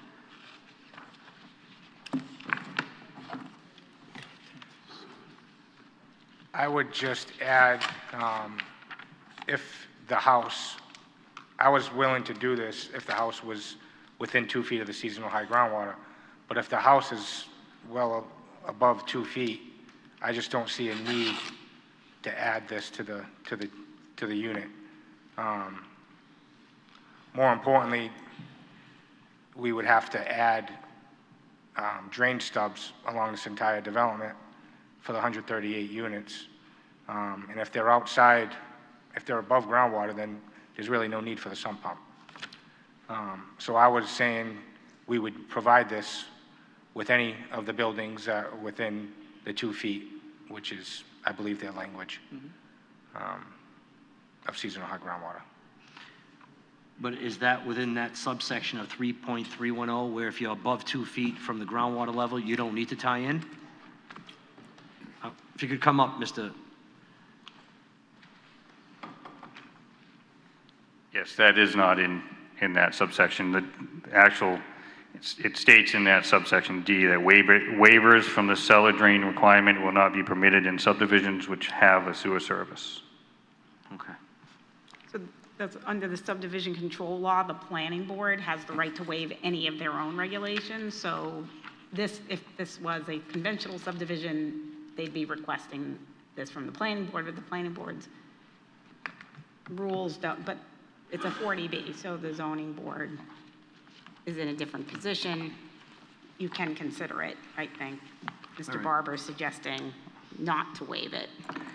And I believe that the denial for a waiver in that section is because it, you know, as Mr. Farland has stated, like the hydrology is going to change in that area. And if it changes for the worse for any of those homes that are installed above the seasonal high groundwater table, and in the future they have a problem with groundwater, they may install a sump pit and then it may end up in the sewer, so. All right. You know, make our job easier. Sorry. Okay, so if I understand, Mr. Barber is requesting no waiver at all from that subsection. Mr. Farland is asking for a waiver if they're Above 2 feet. above 2 feet. Okay, so I that's, understand. okay, I just want to make No, no, sure I had the no, right notes. I got that. Okay. The only other potential change to this, and it will depend on what the engineers come back with, is under the stormwater, which is on the first page, there was discussion of a potential waiver of 6F22. So that would be after, that would be number 8, which is blank right now. It would be potential, no, it would be after number 5. So it would be the new number 6, would be 6F22. Is the one that was discussed tonight, depending on where things come out with the engineers. Susan, I'm not sure you're at. You said number 6? It would be after, between, so number 5 is 6F5. Yeah. The one that was discussed tonight is 6F22. So to Okay. put them in numeric order, it would be inserted after number 5. Oh, so that's the only point you wanted to make with that? Yeah, I just Okay. wanted to note that that's where it would That's where it would go go, if the okay. board grants it. I believe, Mr. Chair, that you have now reviewed all of the applicants and all of the town board and staff input that has been provided. I just want to, I might have made a note. I just want to.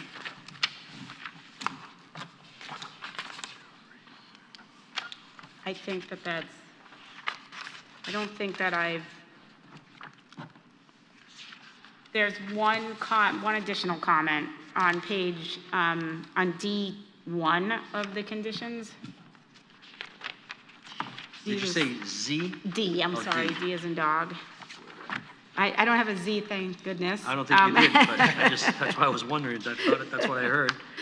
D1B, Oh, D. D as in dog. So you heard the same thing. I heard, Yeah, he had Bert B. I heard B. I'm right next to it. This is just the subdivision surety. This may be already covered under state law, but the planning director asked that it be specific, that the surety that's required under section 81U, so that's chapter 41, section 81U of Mass General Laws, that it remain in effect until completion of the project. I guess the town has had some experience with these sureties expiring, so I don't know. That it's an issue that I guess has come up in some other subdivisions. And so the request from the planning director was to add a parenthetical which says that the surety has to remain in effect for the until completion of the project, which I believe is the law anyway. So if you don't. Well, I mean, I guess it depends. If it's 81U, then and we're going with a strict application of it, and don't forget, we would Right. have to have the 81U cover the non-subdivision portion as well, which is fine, because it's the same kind of infrastructure. If it's 81U and we're doing a covenant, obviously it's Right. not getting discharged. If we're doing 81U and it's one of the 3 financial forms of security, then it's Okay. going to be in place until this board says, hey, we're going to release funds. Or if you want to empower someone else to do it, then fine. Obviously, we would accept whatever is normal. I mean, 81U is pretty tried and true throughout the Commonwealth, so we wouldn't expect to be relieved if we decided to go with a covenant, which we would probably at least start with, because that's pretty typical. And if, as we're getting closer to occupancy, we switched over to financial, which is our right under 81U, then so be it. And Okay. we'd look to sign a classic kind of 81U agreement with the town, with the board, and go forward from there on it. We're not looking to cut corners on that. Those forms are pretty commonplace at this point. It puts the board in control of partial releases of funds if we switched over to financial. Otherwise, if we stuck with a covenant, then this board, or however you set it up in the agreement, we're going to have to satisfy you that infrastructure is sufficient to warrant an occupancy. Pretty straightforward. Okay, yeah, and I agree. So That's I'm usually- going to That's propose. usually always within the purview of the planning board. It's usually, but it's not. It's Not in now- this, not in this, it's Yeah, not. it's you. They I mean, we usually have could talk. They usually have performance covenants in which they take, and they only release lots as, That's the covenant. That would Yeah, be the that's a covenant covenant, but they style. also can do a financial. yes. If they do the financial, then all of the lots are released, but there's money reserved. So say the sidewalks don't get completed, Yeah. the town. Well, that's a bond, The right? classic, Mr. Chairman, is that when the costs are really high with the infrastructure at the beginning, we would want to go with the covenant, because us putting up financial security in the amount of all the infrastructure would be prohibitive. And your leverage to make sure the infrastructure is done is the covenant. You're not going to allow release of occupancy permits, or the building commissioner to release occupancy permits until the infrastructure is done, probably phase by phase. But to do that. Now, as we get closer to the finish of either the phase or the whole project, when the costs of the infrastructure go down and we want to start selling units, then we would put up financial security we'd have your engineer calculate or peer review our total amount. You normally add a 25% contingency on that so that it is good over time. And then it's the money that serves as your leverage, and you hold the purse strings on that, and we have to ask for releases of that money as we finish the infrastructure. Almost certainly, given the amount of infrastructure, we'd want to start with a covenant where your leverage is the occupancy permits. And that's pretty typical, whether it's a subdivision or a 40B showing a subdivision or otherwise. For your purposes as a zoning board, to the extent that you don't want to be in the subdivision security business, you could always offload this to staff level decisions as well, or engineer level decisions as well. However you want to do that is fine with us. We would accept a condition that any form of security agreement would be subject to review by either town council or special counsel, and you if you want, because that's pretty typical. That's how we do it with subdivisions. That's how I do it with 40Bs as well. I'm okay with that. Yeah, so that, right, but then, and then any releases of it or reductions, we can talk and I can see, I don't know, you know, why don't I talk to the staff and see if any of them, if the board would rather not have them coming back? Rather than, how about we give it to the planning director? Planning director, okay, let me talk to Yeah, let Mr. the planning Giosa. director make the determination. Yep, And it would be, the way I would think structuring it, so that you're not putting too much on the planning director, is that he's still utilizing the services of an engineer to go out there and do the inspections, and only when the engineer is satisfied does he then say, okay, Mr. Building Commissioner, you can release an occupancy permit, or in the event of financial, okay, you've done that work, so I'll allow a release of so much funds, knowing that you never want to release to zero too quickly because you need that constant incentive. and that's typically how it happens with a planning board. Even if the planning board was making decisions, their review engineer would advise the planning board. And Okay. I'm sure the planning board has form covenants and security instruments that they like to use. You know, every town has slightly different ones. I have a whole set in my computer too. I'm sure Susan Oh, does as well. we can actually refer to that. We can refer to it. Yep, okay, that's it, Mr. Chair. I don't have anything else that's come in formally, Okay. so. All right, so this is a public meeting. We do have members of the public present. So I want to open it up to any comments that you may have, but I'd ask that you consider the topics that we've been actually addressing here tonight, which are the conditions and the waivers for this particular project. The conditions are being imposed by the board in conjunction with recommendations and suggestions that have been made by our peer review experts. Even town boards themselves, such as the planning board, has had input on this as well. So at this point, you mean to tell me they can't hear me? No. Oh, DCTV. Oh, he can't. Okay. Well, I guess you need to hear the echo. All right. So these are a result of suggestions and recommendations that have been made by our experts. They're all to minimize, as much as we can, some of the impacts of this overall project. And we're here to listen to any concerns you may have about some of the conditions either that we did discuss or we didn't discuss. But I just ask you to keep in mind that we did post this, the proposed or the draft conditions. They were posted, what, about a week ago? Yep. On the town website.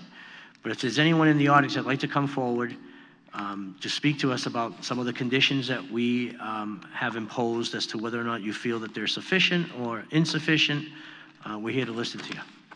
But as usual, I only ask that you please state your name and your address, and then you can speak. Mark Mogazel, 14 8th Green Drive. First, I'd like to say that I don't know anyone that would like a green front lawn and a brown back lawn. Most people have their family activities in their back lawn, and if I were to choose one over the other, I would go with the back, but I'd like both. Now, I do have a question. Maybe it does go back a bit. A long time ago, they said that the affordable houses would be distributed fairly evenly throughout the project. I'd like to know if that is still true. And also what percentage of the duplexes are going to be affordable? And lastly, can the board enforce that the distribution of the affordable houses be done properly? Thank you. All right, thank you. All right, so I think Mr. Fowler might be able to answer some of that. I think Tollerman? All right. We would expect a condition that the affordable units would be dispersed in each type of bedroom count and each area. We do have It's- them. I believe we do. It's have condition B5. Yeah. Yeah, so And it's pretty classic, and then they're going to have to be, it's a for sale project, so they're going to have to be identified also in the regulatory documents as well, so. Do you have the distribution, Mr. Farland, between the single, because that wasn't a blank also in B3? of the conditions, like between the single family and the duplexes? I Or don't- am I gonna have to do some math, because you don't want me to do the math? We do have the affordable plan, which is part of the plan set. Okay. Which shows pretty much being built, 1 every 4 would be built. And same thing with the duplexes. So 25% of the duplex units would be affordable. Okay. But sir, to answer your question, we already do have a condition in the proposed draft that addresses that in each phase, there will be 25% of the number of homes. Let's say there are going to be 35 homes in the first phase. 25% of those will be affordable.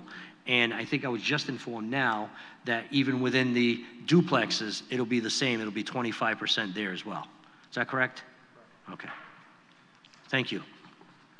And Mr. Chair, that'll be enforced. They have to sign a regulatory agreement with Mass Housing. Yes, and that's the subsidizing agency. Yep, and they Actually, the enforce it. subsidizing agency is the agency that enforces that as they go along, Correct. in order to get the financing, I would think. Yes.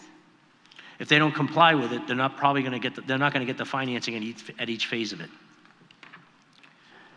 All right, is there anyone else in the audience that would like to come forward?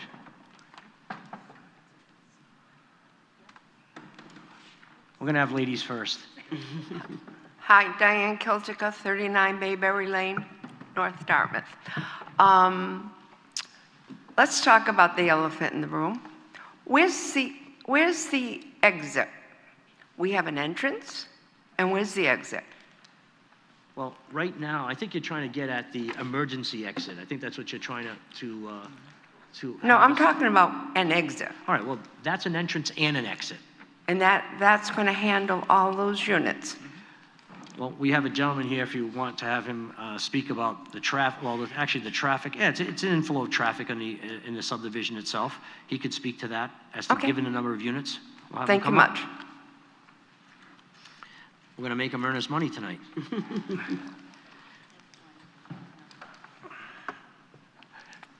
Hi, everyone.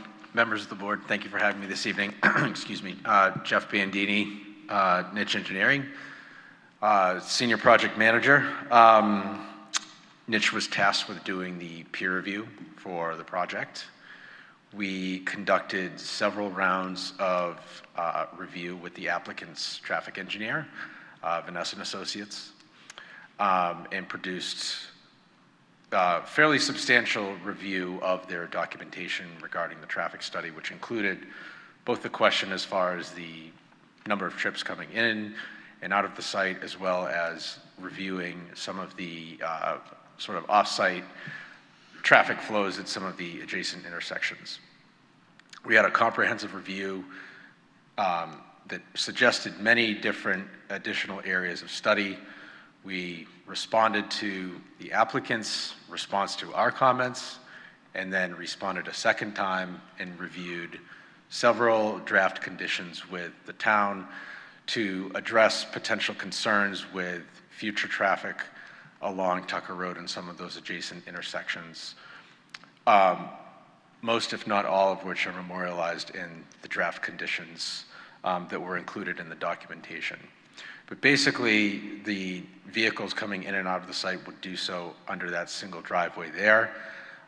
We looked at several different areas that the applicant's traffic engineer addressed, including vehicle capacity and vehicle safety pertaining to the site distance, both entering and exiting the site driveway, such that vehicles along Tucker Road and within the site could access the adjacent roadways in a safe manner. So most of our comments were with that in mind, understanding the complexity of which, understanding the number of units and understanding what that potential impact could be in terms of traffic volume and traffic safety. There's happy to take other questions or commentary on some of the specific. No, you got to talk to me. I don't- That's right.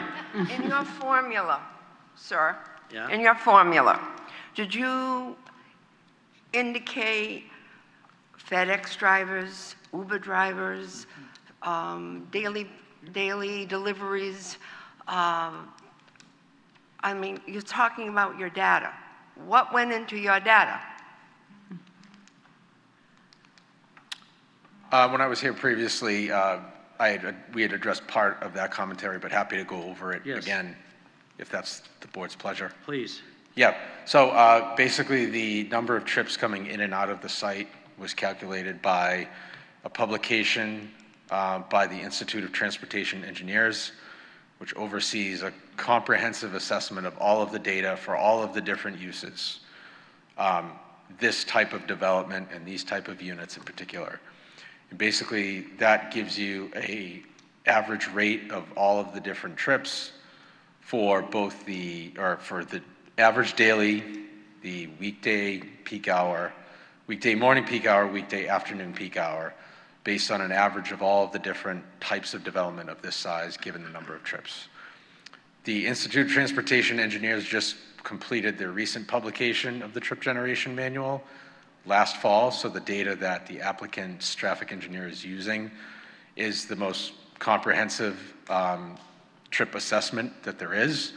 So we reviewed that fairly extensively to make sure that the assumptions and considerations that were made in the traffic study, which again impacted some of the off-site locations, were done in a reasonable manner.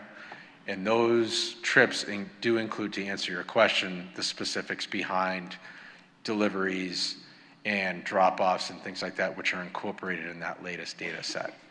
As it pertains to the operations of said data, we did recommend several additions to the site plan to make sure that those internal site trips were being facilitated in a reasonable manner, including the mailbox and the parking just to the northwest of that roundabout and the roundabout itself, to make sure that vehicles were being able to enter and exit the site in that sort of area in a reasonable manner.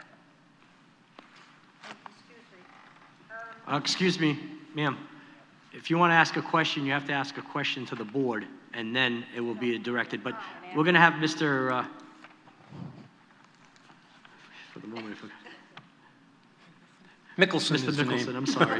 It's been a long day, Stanley. I know. I had Stanley. I didn't want to call you Stanley, but I'm going to call you Stanley. Mr. Mickelson. Stanley Mickelson, 17 Northfield Lane. I don't have to recuse myself anymore. I'm just a normal citizen. That's right. Thank you, thank you, thank you. So it seems to me that it seems that access road off of Fairway has not been discussed again. I don't know if they have if the group has the intention of still pursuing that access road off of Fairway. The 4 condo associations that's in that group there have hired a lawyer, and they will be going to court either tomorrow or the next day and file a petition to stop any access on that private road, because it is a private road. And we all support that unanimously. But there was something very concerning that happened yesterday afternoon around 2 o'clock. And I was working in my yard, and all of a sudden I see this pickup truck that's driving on the property. I'm just looking, and he was talking with some people, and he left the property, and I followed him, and he drove his truck to behind the Dartmouth Greens and onto Fairway and went over the burn. So that's how he accessed it, and he left. It's a private road. That can never happen again. Trespassing. I will call the police department tomorrow, file a complaint. If it happens again, the gentleman that did that will be arrested. Thank you. Thank you. Ma'am, you wanted to ask a question?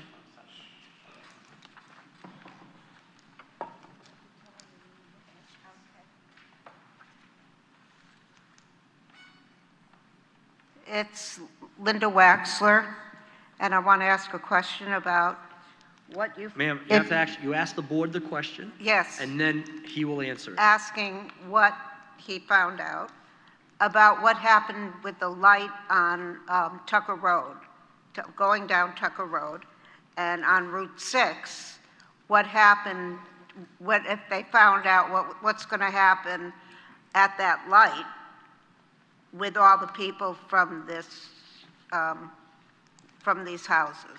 Well, are you referring to the improvement that's going to be made by Mass DOT? Because I'm not sure I understand your question. Are you referring to the improvements that are scheduled to be done by Mass DOT at the intersection of Tucker Road and Route 6? Tucker Road and Route 6. All right, we'll let him speak to that. So, did you find anything out Eric? about that? Yes. Because right now, we sometimes wait 2 and 3 times at that light. Understood, and that was one of the original comments that Niche made in their initial peer review letter, to which the applicant responded about the MassDOT project at the intersection of Route 6 at Tucker Road, and talked about how that intersection is on the MassDOT Transportation Improvement Plan for this coming year. That response is certainly satisfactory in terms of how those improvements will help the geometrics and the safety at that intersection, and also capacity, which I believe is your main concern. Part of our rebuttal and understanding as part of this was to make sure that the applicant was coordinating with the town to make sure that the construction phasing as part of this site had construction routing and construction timing plans such that it wasn't going to adversely impact the construction activity at that intersection that you referenced. In other words, we didn't want a lot of construction vehicles coming to this site to haul materials to construct this site at the same time that that intersection is undergoing construction itself. And if that's the case, the applicant needs to produce construction routing and timing plans to the town's satisfaction. So we certainly understand the concern. Just to clarify, when's the expected starting date for those improvements by Mass DOT at that intersection? I believe it's on the tip for next year, 2027. Okay. Thank you. Is there anyone else that'd like to come up? I'll give you a chance, sir. Donna Manna, 54 Hyacinth Drive. 2 questions. First, I have a problem with the language on B2, where it says at least 25%. To me, if I say at least, it means there's the potential for more. If I say give me at least 1 piece of bread and you want to give me 4, that's okay. So I have a problem with that at least. Can it be something like a maximum of, what I don't want to see happen is once the applicants decide that it's a lot easier to fill the affordable houses, I know Mr. Farland shaking his head, that can't happen. If it can't happen, then the wording should make it so it can't happen. But the words at least seem to me that there's a potential for more. I'll let the council speak to this.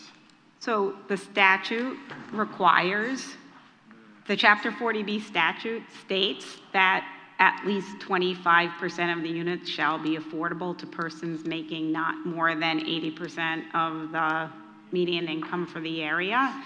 So that's the language out of the statute. Does it make sense? Excuse me. Yep, sorry.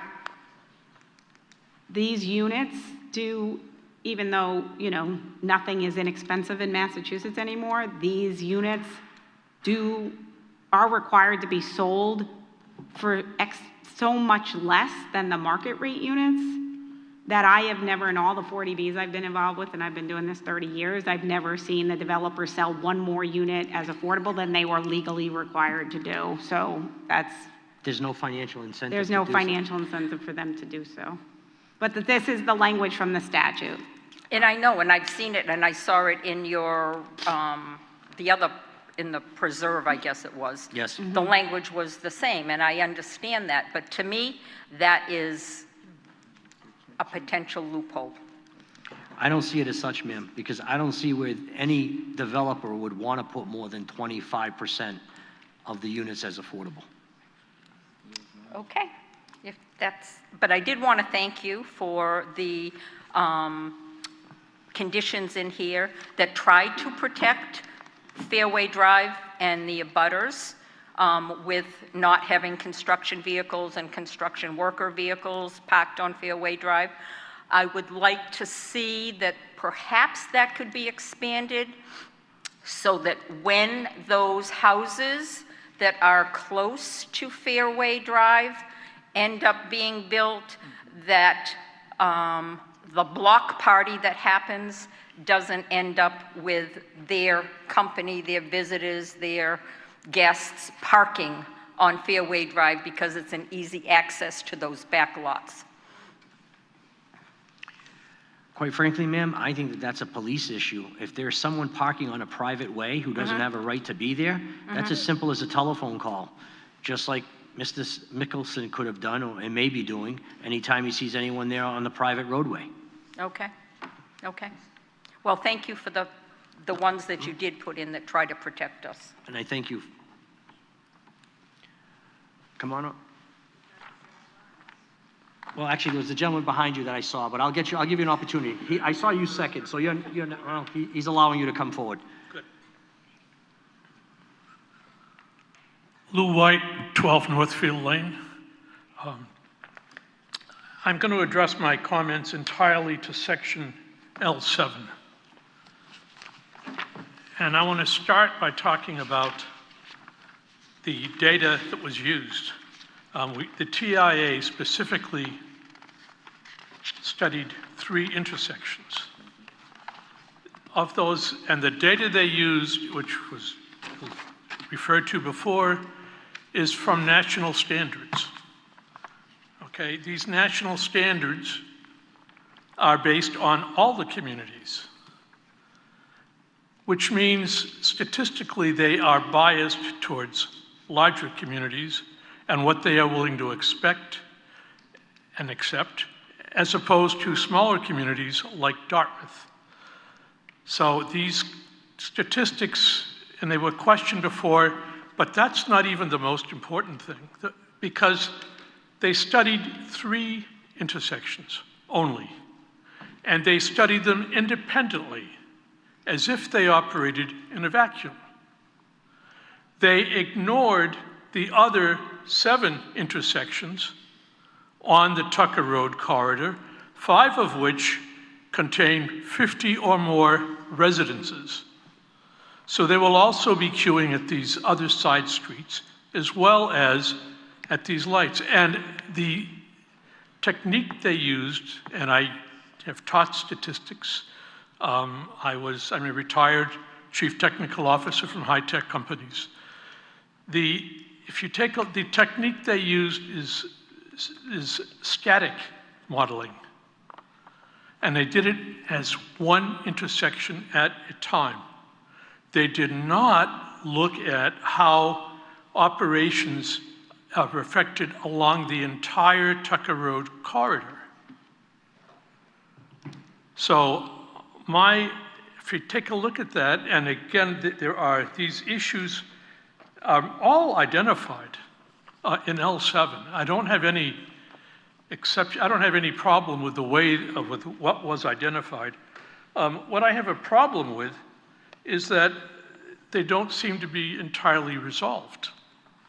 And if you take a look at, it talks about future studies, future recommendations, possible post-occupancy mitigation. These are all based on the assumption that the corridor is working properly. And there is no basis statistically for showing that that is true for the large number of intersections that dynamically interact with each other along that entire Tucker Road corridor. Now, To do that requires additional study, additional money, and it probably does mean another, I don't know, $40,000 to get that kind of analysis done, which amounts to, what, $200 or $300 for each of those units. It's not a big deal. It may take, the simulation itself shouldn't take any more than a month, considering data gathering and analysis and reporting. So you're talking about a relatively small amount of time, considering the length of the project, and a relatively small amount of money, again, considering the entirety of the project. That being the case, it seems to me that that should be demonstrable before construction begins, not after construction begins. Why would you begin construction on a project that you do not know can be brought to completion acceptably? It makes no sense. So, if you take a look at all those things, and if you look at L7, there are about, and I have some draft suggestions of 7 sections that need to be added to guarantee, but to make us know that what we are doing is workable, and not guess or not have faith that what we're doing is going to work, because this is not about faith. It's just numbers. But you have to have the right numbers to start with, and you have to analyze them appropriately. And static analysis of 3 intersections out of 10, as if each one stood on its own and did not affect traffic at any of the others, it's the wrong kind of analysis. So, having said that, I have suggestions that I'd be willing to give to the board as to what needs to be changed, or what I would recommend be changed in the conditions. Let me first hear from our traffic expert, Mr. Bandini.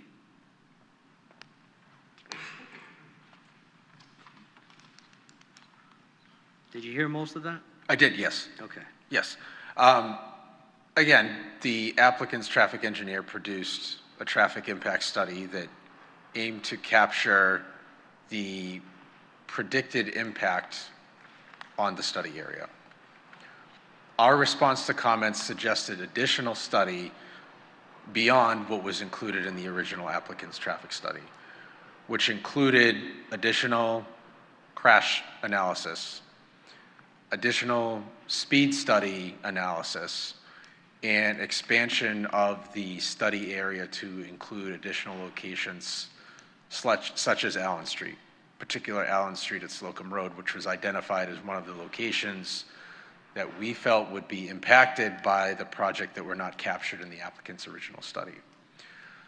To that end, the applicant has subsequently agreed to make additional improvements at the Slocum at Allen Street intersection as a result of our recommendations, which we see as a positive, because not all applicants are amenable to expanding their study area, collecting data, and not only that, agreeing to conditions at a study intersection that wasn't originally included. Part of what our recommendations to include in the conditions was to discuss a post-occupancy study, which understandably is not necessarily aimed to capture things that are obvious to us at this point. We've already done that. We've gone through multiple rounds of review to understand the applicant's position. What the order of conditions from our standpoint aims to address is issues that can be exacerbated in the first year or so of occupancy. For instance, we talked about installing additional signage, additional pavement markings, additional traffic control devices, potential vegetation clearing. So these are all fairly, I don't want to say standard, but in terms of how it fits the study area and understanding the issues that the applicant brought to the table, in addition to issues that we foresee given the existing geometry, capacity, and safety along Tucker Road and a lot of the other intersections within the study area. That's what the order of condition aims to achieve is to make sure that the residents, the town, the abutters, all have this sort of understanding that the applicant can provide additional mitigation if what was illustrated in the applicant's traffic study and our job as the peer reviewer did not capture as part of that initial study and review period. Thank you.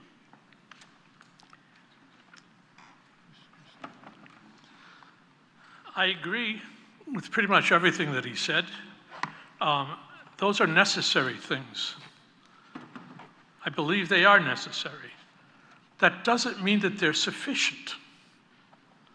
This is a problem that can be analyzed, and we can know and not guess whether or not the Tucker Road corridor will handle this kind of load. Without that, I don't see how we can allow construction to begin. Thank you. Come on up, sir.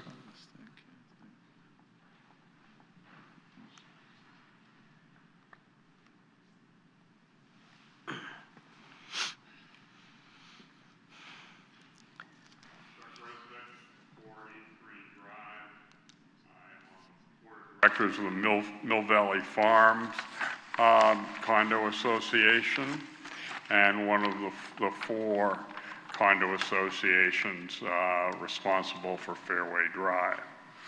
I apologize. There was a letter that was commissioned to be done by Dan, to our attorney, to the board, and to the applicant. And a copy was to have been sent to Susan Murphy, to the board, to Delphic Associates, and to the residents of Hawthorne LLC. Unfortunately, we couldn't corral the four signers that we needed by the end of last week. You should have this letter tomorrow or the next day. I won't go read the letter, but I will read the last sentence or two. We want to protect our right to the privacy of Fairway Drive, and we want to make it clear to the board and to the applicant that should the board grant a comprehensive permit based on the current design, the undersigned intend immediately to initiate litigation in the land court seeking a determination that the applicant has no right to access Fairway Drive. Thank you very much. Thank you, sir.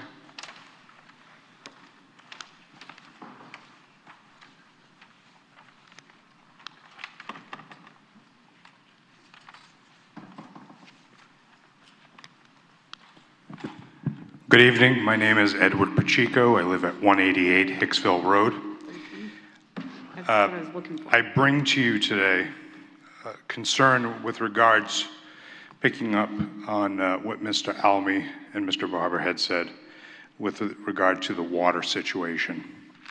As of 6 days ago, we had 5 areas of Massachusetts that were already in some type of drought situation. We're in April. We're talking about 53,000 gallons of water a day, and we want to add sprinklers for convenience to this. This town is already buying water from New Bedford because we don't have enough. And part of that was because our wells were slightly compromised, and we may get some of those back on board. But we just spent $2 million to buy water from our neighbors. At what point do we scratch our heads and say, we need some type of common sense here to protect the residents that are here to make sure that we have enough water in place, because we are one drought away from having more significant issues than we already have. So that's my first concern. My second concern is much like many people that have already aired it in this town and here this evening as somebody that drives Tucker Road, is just the sheer amount of traffic that will impact, particularly as a parent that has to drive a child to Dartmouth High School. On a good morning, it takes me 20 minutes to get up and down that road. We're going to drop 138 residents with a minimum of, my guess would be 2 vehicles per residence. So is our commute supposed to turn into 45 minutes before we can get to a main road? We've got to put the brakes on somewhere. And lastly, I find it a little offensive that the petitioner would come before the board on a multi-million-dollar project and ask that we waive fees for their convenience. I think we've been pretty accommodating under 40B as it is, but that just seems a bit punitive to me. So thank you for your time. Thank you. Come on up. Thank you. Robert Saltzman, 966 Tucker Road. We are the very, very next door neighbors to this, and we'll be the ones trapped in our driveway trying to get out. What happens next when the public hearings stop?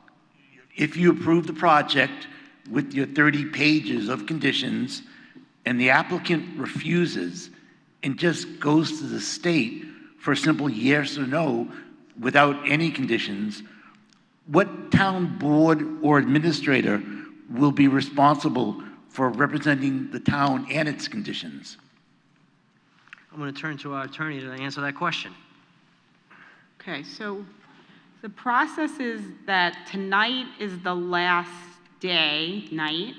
evening that the board can hold these hearings because there's a limited time frame under the statute under which and the regulations under which they can continue the hearing. So tonight's the last night they can have this public hearing where they're getting all of your input. The board then will vote to close the public hearing, and the board then has 40 days to issue a decision. So they'll need to have another meeting between now and mid-late May in which they will review any changes that came out of tonight, and then that's when they will decide whether to vote to approve the project or not. If they vote to approve the project and the applicant decides that some of the conditions, they just can't live with some of the conditions, then they do have the right to appeal the permit. Obviously, I think it's the hope of the board that that won't occur, but they do have that right. And then at that point, it's not that the entire permit would be thrown out and there'd be no conditions. What would happen is if the applicant chose 1 condition, 10 conditions, however many they want, and they chose to appeal those, then there will be a hearing at a state agency called the Housing Appeals Committee. And the pros and cons, the reasons why the conditions are necessary will be presented by the board. The reason they believe they're unreasonable or unmerited will be presented, and then this Housing Appeals Committee will make a determine as to which conditions can stay or go. So that's how it is. And council, whether it's myself or some other council that the town chooses, would be there working with all of the experts that represented the board, making that case to the committee. So that's what the process would be. All right. I'm going to keep this, we're already beyond 8 o'clock, but I think I've got 2 more that would like to come forward. I think there was a lady in the back as well. So you first. Kate Dabney, 82 Fairway Drive. I have a hypothetical question. If this project gets underway and then things don't go well and they don't sell or whatever, I was reminded today that this is actually recreationally zoned land, and we're making an exception because 40B is allowed to do that, to build residences. What happens to the zoning if this is abandoned for any reason, or they walk away prematurely, and what's the zoning issue that would be left for us? So I'm sorry, just to clarify, will they have already built some houses or not built any houses? They've already begun, but maybe they don't sell, maybe they've got a phase done and nothing's working and it's not meeting to their plan. I mean, how long is this going to go on? And they decide to back out or they decide that they're done. I mean, I don't know. What happens to, if there's land that doesn't get built on, what happens to that zoning because of the exception that was made for the 40B? So the permit allows them to build whatever the permit allows them to build. If that project begins but ends, say they only build the one phase, then the owner of the remainder of the land wishes to do something different with it, then they would either have to come back and modify this permit to do that. Now, if they were going to do something completely different, they might, they didn't want to proceed under the 40B permit, then they would maybe go to town meeting and seek a rezoning or, I mean, it's a hypothetical, so it's kind of hard to say. But, once they commence the construction, then they have exercised their rights under the permit. And so if it takes, there's, God forbid, hopefully not, another recession, which happened to many projects, both 40Bs and others, right? When we had the big recession back in 2008, 2009, it did stall a lot of projects. So that happens. My second question has to do with what I've been reading in the conditions, but also what we were told is that these will be run by homeowners associations. The development will be run in the on page 2. I don't know what letter it is, but anyway, it's number 4. It says any property owners association comprised of the unit owners or the unit owners jointly and severally if no association is formed. If it's going to be, it is either going to be homeowners associations or it's not. There's no clarity there, and that is addressed again. When you said, excuse me, page 2, where on page 2? Number 4 in the middle of the paragraph. Third line down. Any property owners association. And you said on page 2? 2 of 20, yes. Okay, Number so 4? that's A4. Yep. So each condition of the comprehensive permit shall be applicable and binding on the applicant and their successors and its signs, including any property owners association or the unit association or the unit owners jointly and severally, or if no association is formed. So I'm sorry, what's your question?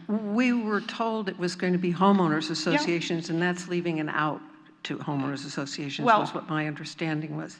From a practical standpoint, they have to comply with all of the conditions in this permit, particularly the post-construction, so after that all the houses are built. And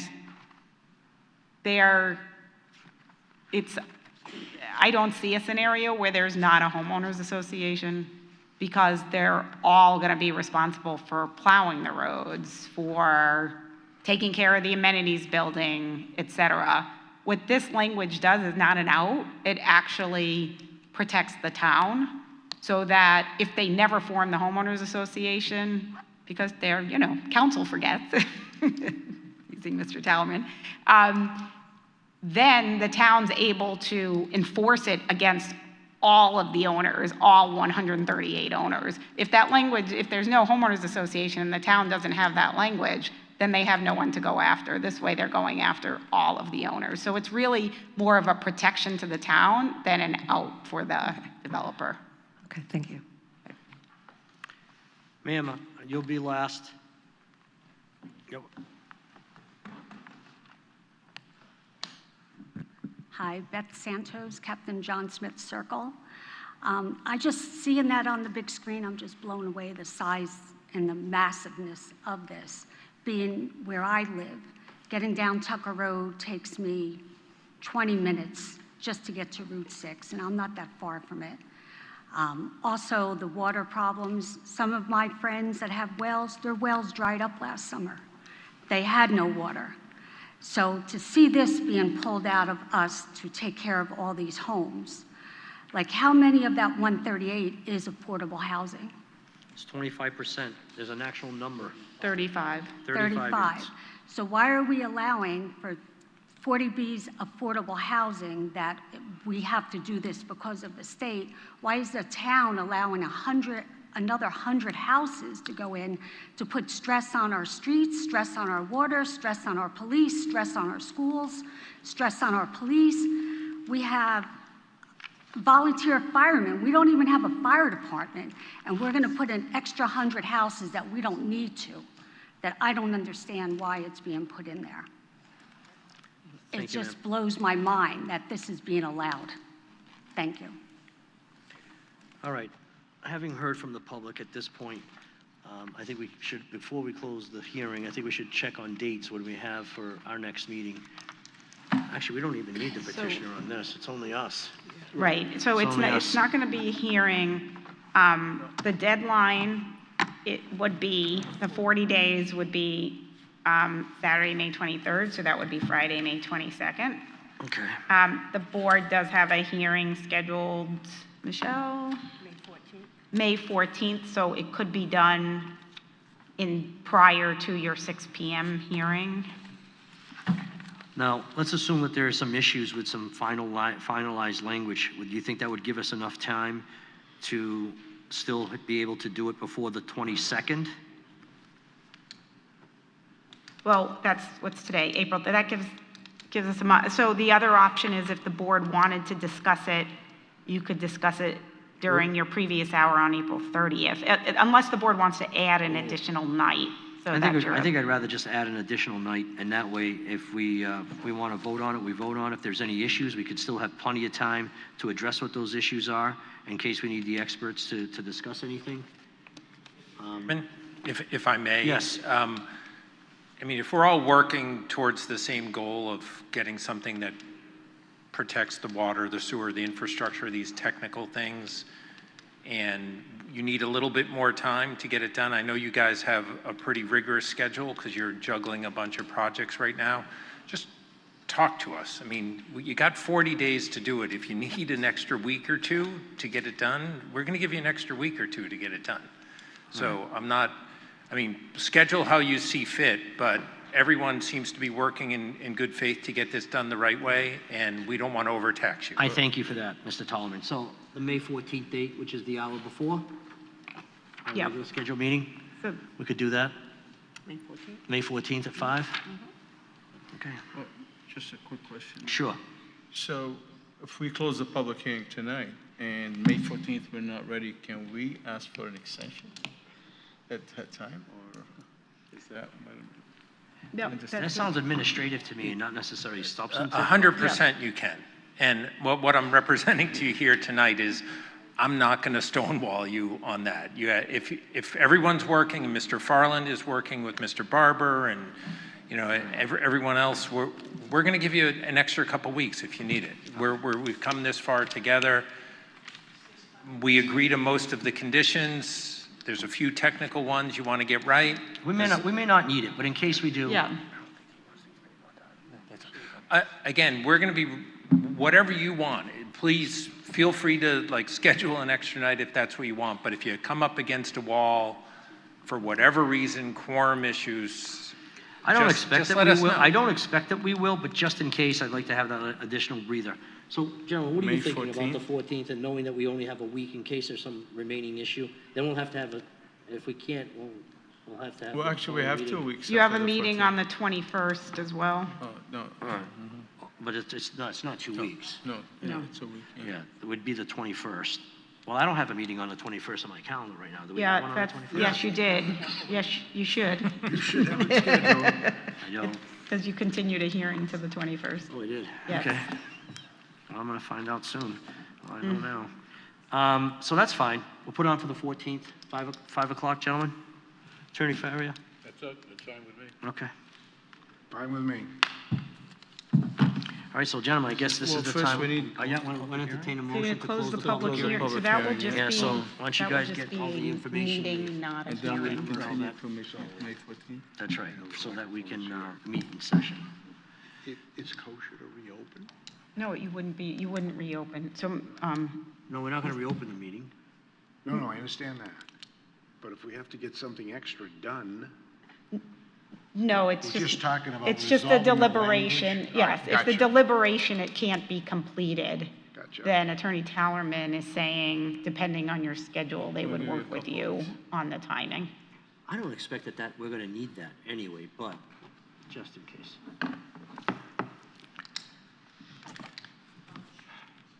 Who wants to do it? I make a motion that we close the public hearing portion of comprehensive permit ZCMP 25-1. I second that motion. All in favor? Aye. Aye, the ayes have it.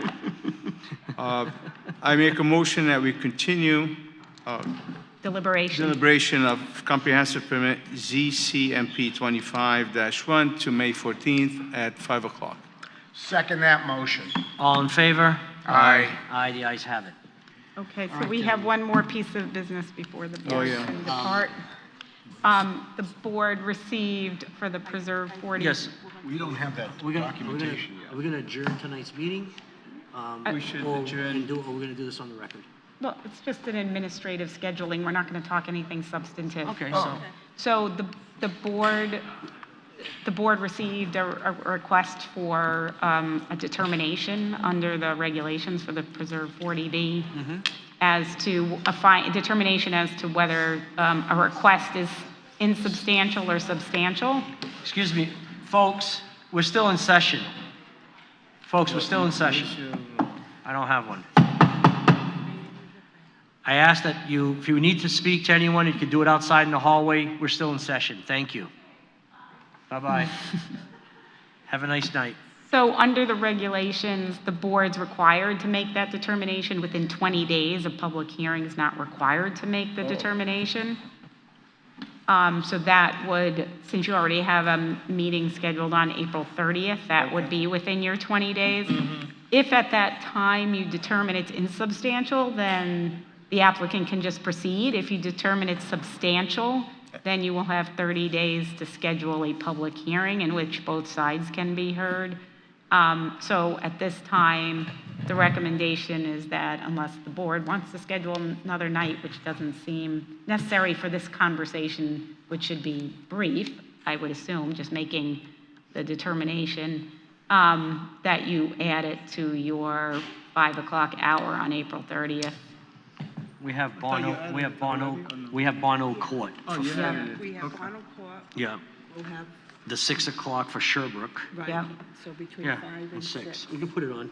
I think that should be enough time. It'll be tight, but we can make it work. We'll be looking for something from you? You received We already from did. Michelle. I emailed it, but I have the packets here. Okay, all right. This afternoon, okay. Yeah, I printed it out, but I don't know if I have it here. Yeah. No, maybe I don't remember. No, that's, yeah. Yeah, I didn't bring it because I didn't want to convolute what we already had here tonight. Okay. And I can provide, before that date, I will provide a memo to the board with some background information. Sounds good. Thank you. All right. So that was So the knowing that, we April. put it on for the 30th, right? So you and I we have to coordinate my schedule, my calendar, just to make sure. If you can give us another update as to what's on, just so I can have my staff take care of that. Owners of this property? Is there any other any other business that we need to discuss this evening? Not with me. Yeah, we're still in session. Any other business we need to discuss this evening, gentlemen? Attorney Faria? All right, I'll entertain a motion to adjourn. Motion to adjourn. Second that motion. All in favor? Aye. Aye, the ayes have it. Thank you.